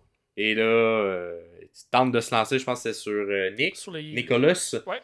Nicholas se fait tasser par son frère et atterrit le dos directement sur une vitre qui explose. Et instantanément, le sang se met à couler à flot. Il s'est tourné comme sur le côté, puis il y a une caméra qui est là, et on voit comme une débarbouillette que tu tords un peu, mais comme tout dans les pores de... mon Dieu Seigneur! Ouais, ça faisait mal au dos. Et un autre spot à la Darby Allin, un peu fou. Mais bon. Et là, pour le reste du match, presque jusqu'à la fin, Darby est mort dans la vitre. Dans la vitre, oui, littéralement. Il reste là. Il scelle ça pendant un bon 5 minutes. Pendant ce temps-là, Sting a repris ses esprits. Il est comme, bon, allez, mon ami. Il s'en va dans le ring. 1-2 contre 1. Un peu classique. Fait que, tu sais, légende contre 2. Et là, ça a été bien fait du côté des Young Bucks. Des bons no-cells. Des bons... Non, mais aussi les Young Bucks, la manière qu'ils recevaient des coups. C'était bien fait. Oui. Souvent, je pense qu'il y avait Pierre-Paul qui disait qu'il n'était pas content que ce soit contre les Young Bucks le dernier match. Mais ça a quand même aidé pour ça parce que je trouvais qu'il faisait très bien paraître Sting. Les gars sont capables de bien sceller, sont capables de bien bomber. Je pense qu'il y a un respect aussi des un gros respect aussi. Sting qui lui aussi monte sur l'échelle et qui se fait prendre et qui se fait faire une espèce de spinebuster sur une table. Le monsieur, il a 64 ans. Il reçoit un gros spinebuster en haut d'une échelle sur une table. Félicitations, monsieur. Vous méritez votre retraite. Mais, qu'est-ce qu'il fait pas? Il no-sell le Spinebuster. Et là, les deux Young Bucks sont comme un peu... Ben voyons qu'est-ce qui est en train de se passer. Commencent à le frapper. Ensuite, les Young Bucks font un peu un clin d'œil au match de retraite de Ric Flair. Ouais. Pour ceux qui l'ont vu contre Shawn Michaels. Alors, avant de faire le dernier Switch in Music, Shawn Michaels à Ric Flair, il a dit « I'm sorry, je t'aime. I'm sorry, I love you. » Et là, les Young Bucks, les deux, à Sting, ils disent quoi? Il fait « We hate you! We're not sorry. Font le super kick. Il est rentré ce super kick-là. Là. Il est rentré, puis là, un des plus beaux no-sells j'ai vu. Un Sting qui fait reculer. Les cheveux un peu, là, les cheveux de vieux monsieur, genre. Il redescend, puis il fait non, je selle pas ça, puis il commence à faire des coups. Ah, c'était un beau booking. Enchaîne, c'est classique. Darby revient des morts et de la vitre. Pitch un des deux Young Bucks sur la table, une autre table qui est installée à l'extérieur. Aussi à travers tout ça, il y a eu, on a installé une vitre dans le coin. Le pitch Sting dedans, mais il y avait du linge. Ça fait moins mal que Darby. Et par la suite, on a l'intervention des deux légendes à l'extérieur qui essaient de venir intervenir avec Steamboat qui sell bien, qui est comme prend pas la ceinture, mais finalement se fait frapper. Ric Flair qui tente d'aller protéger son ami, mais ça fonctionne pas. Il se fait faire un super kick un peu sur le côté. Il atterrit dans la vitre lui aussi. Et pour la fin, c'est ça. Sting qui reprend ses esprits. Sting fait tous ses finishers. Sting Splash, le met en Scorpion Deathlock. Et un petit tap-out classique. Et surprenant, Sting ne perd pas son match de retraite. Se retire champion. Puis encore une fois, petite larme à la fin du match. C'était quand même beau. Puis on en avait jasé. S'il y en a un, moi j'aurais un Undertaker qui peut ne pas perdre son match de retraite. Et évidemment, Sting qui est la version d'Undertaker, mais de l'autre compagnie pendant plusieurs années. Fait que il le mérite. N'en déplaise aux gens plus old school qu'il faut absolument perdre son dernier match. Dans le contexte, j'accepte moi et je suis content. Puis, moi aussi. Un Sting très heureux aussi. Là, tu sentais l'émotion dans sa face. Il était content de vivre ça puis de prendre sa retraite de cette manière-là. Puis en conférence de presse, on a Tony Khan aussi qui puis on le sait, là, on n'a pas besoin de le faire expliquer, mais que Sting à quel point il est humble puis qu'il a beaucoup d'humilité. C'est sûr que c'est pas son booking à lui qui se serait dit genre... Il a quasiment fallu forcer la ceinture puis forcer le fait qu'il perde pas son dernier match. Exactement, puis Tony Khan le soulignait à quel point s'il y a quelqu'un qui le mérite, c'est lui. Puis malheureusement, il a peut-être pas eu droit au même respect dans d'autres compagnies. Et qu'il trouvait ça dommage, puis que peut-être même à l'intérieur de la carrière au complet de Sting, ça l'a probablement plus souvent nuit qu'aidé. Le fait d'être humble comme ça, puis il y a peut-être eu moins de ceinture que prévu. C'est plus souvent couché pour d'autres gens. Exactement. Puis que Tony, il tenait à ce que Sting parte de cette manière-là. Puis avec ce tout le respect qu'on lui doit. Là, Exact. Puis un excellent match de Sting, somme toute. C'est un des meilleurs matchs de retraite que j'ai vu. C'est au même niveau qu'un Ric Flair, justement. Match avec... qui finalement, ça n'a pas été son match de retraite. Non, mais techniquement... Le premier match de retraite de Ric Flair. Celui qu'on veut se souvenir. Là. Exact. Qui était excellent. Fait que, bien... ça a quand même pas... la majorité des gens étaient plus team... ça va être les Young Bucks qui vont l'amener à la retraite. Mais tout de même, 25% des gens avaient Sting et Darby. Ils croyaient. Fait que félicitations à vous. Par soumission, personne n'avait mis ça par soumission. Tout le monde l'avait plus par tombée. Quand même le fun, ça soit la soumission. On a le Scorpion Death Drop a aussi été protégé dans le match. Là, parce que toutes les fois où il a été réussi par Sting, il n'y a pas un kick-out, c'est une brisure de compte. Une brisure de compte. Fait que ça, j'aimais ça. C'est dans les détails, mais tu sais, on légitime l'entièreté et on protège Sting tout le long. Sinon, pour les autres questions, vu que les gagnants ne sont pas réussis, il y a beaucoup d'autres questions qui ne sont pas réussies. Et l'après-match, on avait une question sur combien de temps ça allait durer. Et malheureusement, ça n'a pas duré tant de temps que ça parce on a arrêté le feed exactement à 4h, à minuit, on a arrêté le feed. Après moi, il y avait un deal de je sais pas quoi. Ce qui fait que ça met entre 6 et 9 minutes qui était le segment du son de la cloche jusqu'à...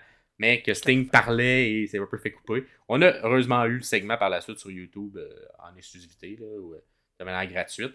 Donc là-dessus, ça c'est quand même le fun. Mais sur le coup, il y avait beaucoup de gens fâchés. C'est bizarre. Mettons, dans le chat room de la conférence de presse. Là, qui trouvaient que ça n'avait pas de bon sens d'avoir coté ça. Mais bon, finalement, ça a été un peu tempête dans un verre d'eau parce qu'on l'a mis par la suite en ligne. Puis c'est ça, tu sais, Sting n'a jamais été le meilleur au micro, fait que pas non plus été Oh, puis il souligne lui-même là, dans la conférence de presse, comme c'est pas moi le meilleur, fait que même si on m'a coupé, ça me dérange pas, mais encore une fois, le côté humble de la personne qui ressort, puis il est comme, ça dérange pas.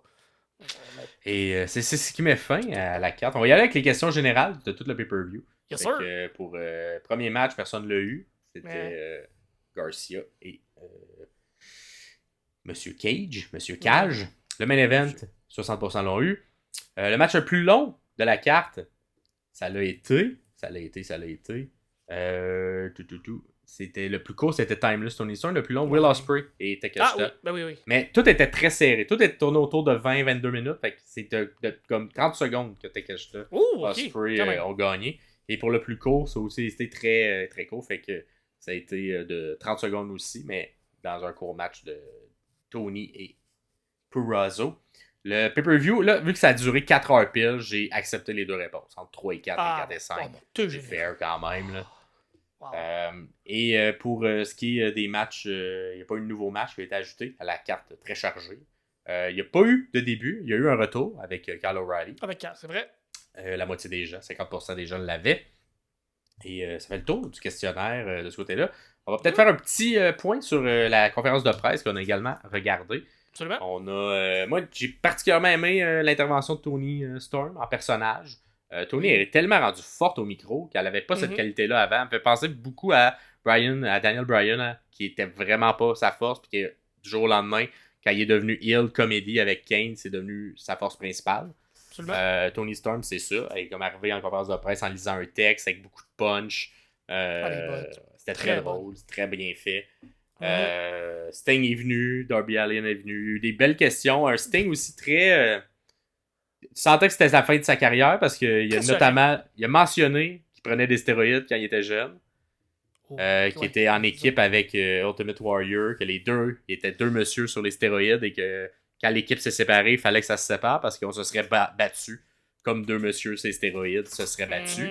Puis qu'ils soulignent le fait qu'ils ont pris deux chemins séparés. C'est assez évident maintenant. Là. Exactement. Puis ensuite, il a mentionné que lui, contrairement à Monsieur Ultimate Warrior, il les a arrêtés en 90. Il a même nommé la date qu'il a arrêté de prendre des stéroïdes. Mais j'ai aimé... Ben, en tout cas, peut-être là, je suis pas journaliste de profession, là, mais moi, j'ai aimé que les journalistes ont pas grugé à travers l'os quand Sting, c'est qu'il s'ouvre de cette manière-là pour comme orienter les questions sur la prise de stéroïdes dans le monde de la lutte, tout ça. Tu sais, qu'on a juste fait... exact, il y a eu comme un respect, puis on est resté sur la fin de carrière, puis on n'a pas comme grugé l'os de tout ça. Comme certains journalistes feraient quand il y a des calls comme ça, que c'est un peu inattendu, ils parlent de ça, on va-tu creuser un peu plus? Là, finalement, non, on est resté en surface, puis on est juste resté dans le fond dans ce que Sting voulait dire. Moi, j'ai aimé la réponse. Les journalistes aussi, beaucoup étaient touchés. Sentait l'émotion dans plusieurs des voix des gens qui couvraient. Darby qui était vraiment juste là, puis c'est vraiment ce qu'il a pas répondu à aucune question. Là. Il était vraiment juste là pour montrer aux journalistes qu'il est pas mort. Moi, j'aurais aimé, si j'avais été journaliste, j'aurais posé la question à Darby. C'est quoi de perdre un peu ton mentor, puis qu'est-ce que tu te souviens le plus que Sting t'a appris? J'aurais aimé avoir une réponse de Darby à cette question-là. Bon, on a axé plus les questions au côté de Sting, puis avec raison aussi. J'ai beaucoup aimé Will Ospreay, la candeur de cet homme-là. Il y a du charisme, ce gars-là. C'est incroyable. Ce gars-là a du charisme à revendre. Le charisme que vous voyez sur scène, mais quand il n'y a pas de script, rien, c'est la même personne. Un passionné de chez les passionnés. Lui, tu sais, puis super humble également, parce que il mentionnait, non, mais moi, je suis pas connu ici. Il dit qu'il est pas connu en Amérique, tu sais. Et que je suis pas connu, moi j'ai vraiment pris ce match-là comme ok, les gens ils apprennent à me découvrir avec ce match-là, puis faut que je leur donne un bon match. Puis... Ben oui. Mais tu sais, c'est ça. C'est, en tout cas, un grand, j'ai hâte de voir le run qu'il va avoir, mais il y a beaucoup de graines de beaucoup d'autres lutteurs où tu sens qu'il est pas là pour le fame. Il est là. Non, il est là pour la lutte. Il est là pour l'art. Il est là pour les sommeliers. Il est là pour les gens qui vont analyser ces matchs. Je suis sûr que c'est très content de savoir qu'on l'analyse de cette manière-là. Ah oui. Je pense qu'il nous écoute. Je sais pas. Sûrement pas. Mais c'est pas grave. Pense pas. Il faisait rire et tout qui disait le truc qu'il trouve le plus dur de rentrer en Amérique du Nord, c'est le fait qu'il est pas capable de sacrer. Il doit pas sacrer pendant les promos. Ça m'a quand même fait rire. Il était comme, vu qu'on est à la télé nationale, j'ai plus le droit de ça, tu sais. Fait que, il y a ça qui est drôle. Puis également, il a un peu expliqué la différence, selon lui, entre le Japon et les États-Unis. C'est que aux États-Unis, il y a beaucoup plus de promos qui se font sur le ring. Donc au Japon, c'est un peu plus en coulisses qui se font les promos. Fait que lui, c'est quelque chose qui s'est mis comme devoir de travailler. Parce qu'il n'a pas fait beaucoup ça dans sa carrière, des promos sur le ring. Fait que d'après moi, il est déjà même en train de travailler peut-être avec un coach pour travailler ce niveau-là. Parce que c'est quelqu'un qui travaille, puis il l'a mentionné dans la conférence de presse, qui travaillait particulièrement sur ça. Comment devenir over en Amérique du Nord, c'est différent qu'au Japon, puis qui veut travailler sur cet aspect-là. C'est toute l'intelligence du gars, c'est toute la bonne façon de travailler, puis le côté ouverture de l'art, justement, pour pas juste arriver là de faire comme... Bon, ben on dit que je suis le meilleur, fait que m'a lutter comme si tout le monde sait que je pense que je suis le meilleur. Non, il arrive là. Exact. Puis après, pour voir à quel point l'homme est incroyable aussi, mentionne que pour lui c'était important dans son contrat qu'il puisse être capable de revenir habiter en Angleterre parce que sa conjointe ainsi que l'enfant de sa conjointe actuelle est là, que dans le fond, lui... cet enfant-là l'a beaucoup changé, puis qu'il va être dans sa vie, tout ça.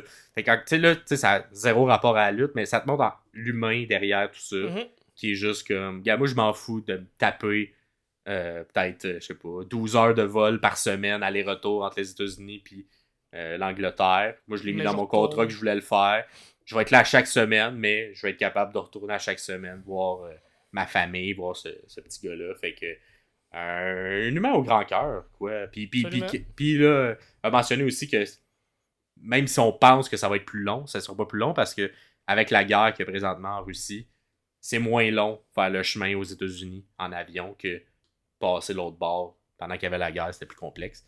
Oui, donc, fait que comme inquiétez-vous pas, là, je vais être là, puis je serai pas trop affecté par le décalage horaire. Ah, j'en doute pas, il va être capable de se débrouiller. Puis, sinon, Tony Khan, comme Tony Khan, il plug ici. Le meilleur pay-per-view de la vie de la vie. Toujours le meilleur pay-per-view qu'il y a jamais eu. Il a même dit peut-être de l'histoire. Oh, c'est pas... Là, je suis comme là, Tony, faut que tu commences à travailler ton humilité un peu. Je sais que souvent on va en vendre épais là, pour les journalistes, mais là, peut-être le meilleur pay-per-view de l'histoire. C'est comme calme-toi. ça risque d'être un des meilleurs pay-per-view de l'année. Ça, je te l'accorde. Là. Mais là, descendre 2 coches. Tony, là, ça va faire. Sinon, est-ce que pour vous, ça a été le meilleur pay-per-view de l'année? De l'histoire, peut-être. De l'histoire, peut-être. Dites-nous ça en commentaire. C'est quoi votre match préféré aussi? Est-ce que c'est Takeshita contre Will Ospreay ou est-ce que c'est le 8-man meat tag scramble egg? Ou Kingston Danielson, comme toi. Oui, absolument. Roderick Strong contre Orange Cassidy. C'est tous des bons matchs. Là, c'est dur de choisir, mais laissez-nous savoir, vous, lequel vous avez préféré. Sinon, nous autres, on se revoit dans un épisode régulier le 11. Le 11 mars prochain, lundi prochain. Évidemment, hein, longue carte, fait que un épisode un peu plus long. Oui, un peu plus long. J'espère que vous ayez apprécié le tout. Sinon, nous, de notre côté, on attend vos commentaires un peu partout. N'hésitez pas à les faire, à nous suivre. Merci, on continue de monter. On capote un peu, mais on continue de monter. Fait que merci de l'appui. Merci de l'appui, merci d'avoir répondu au questionnaire. Merci de partager, merci de liker, merci de commenter, merci de tout ça. Vous êtes cœur, Fait que c'était Max Perriard ainsi que Pierre Castonguay pour les sommeliers de la lutte. Ciao, ciao tout le monde.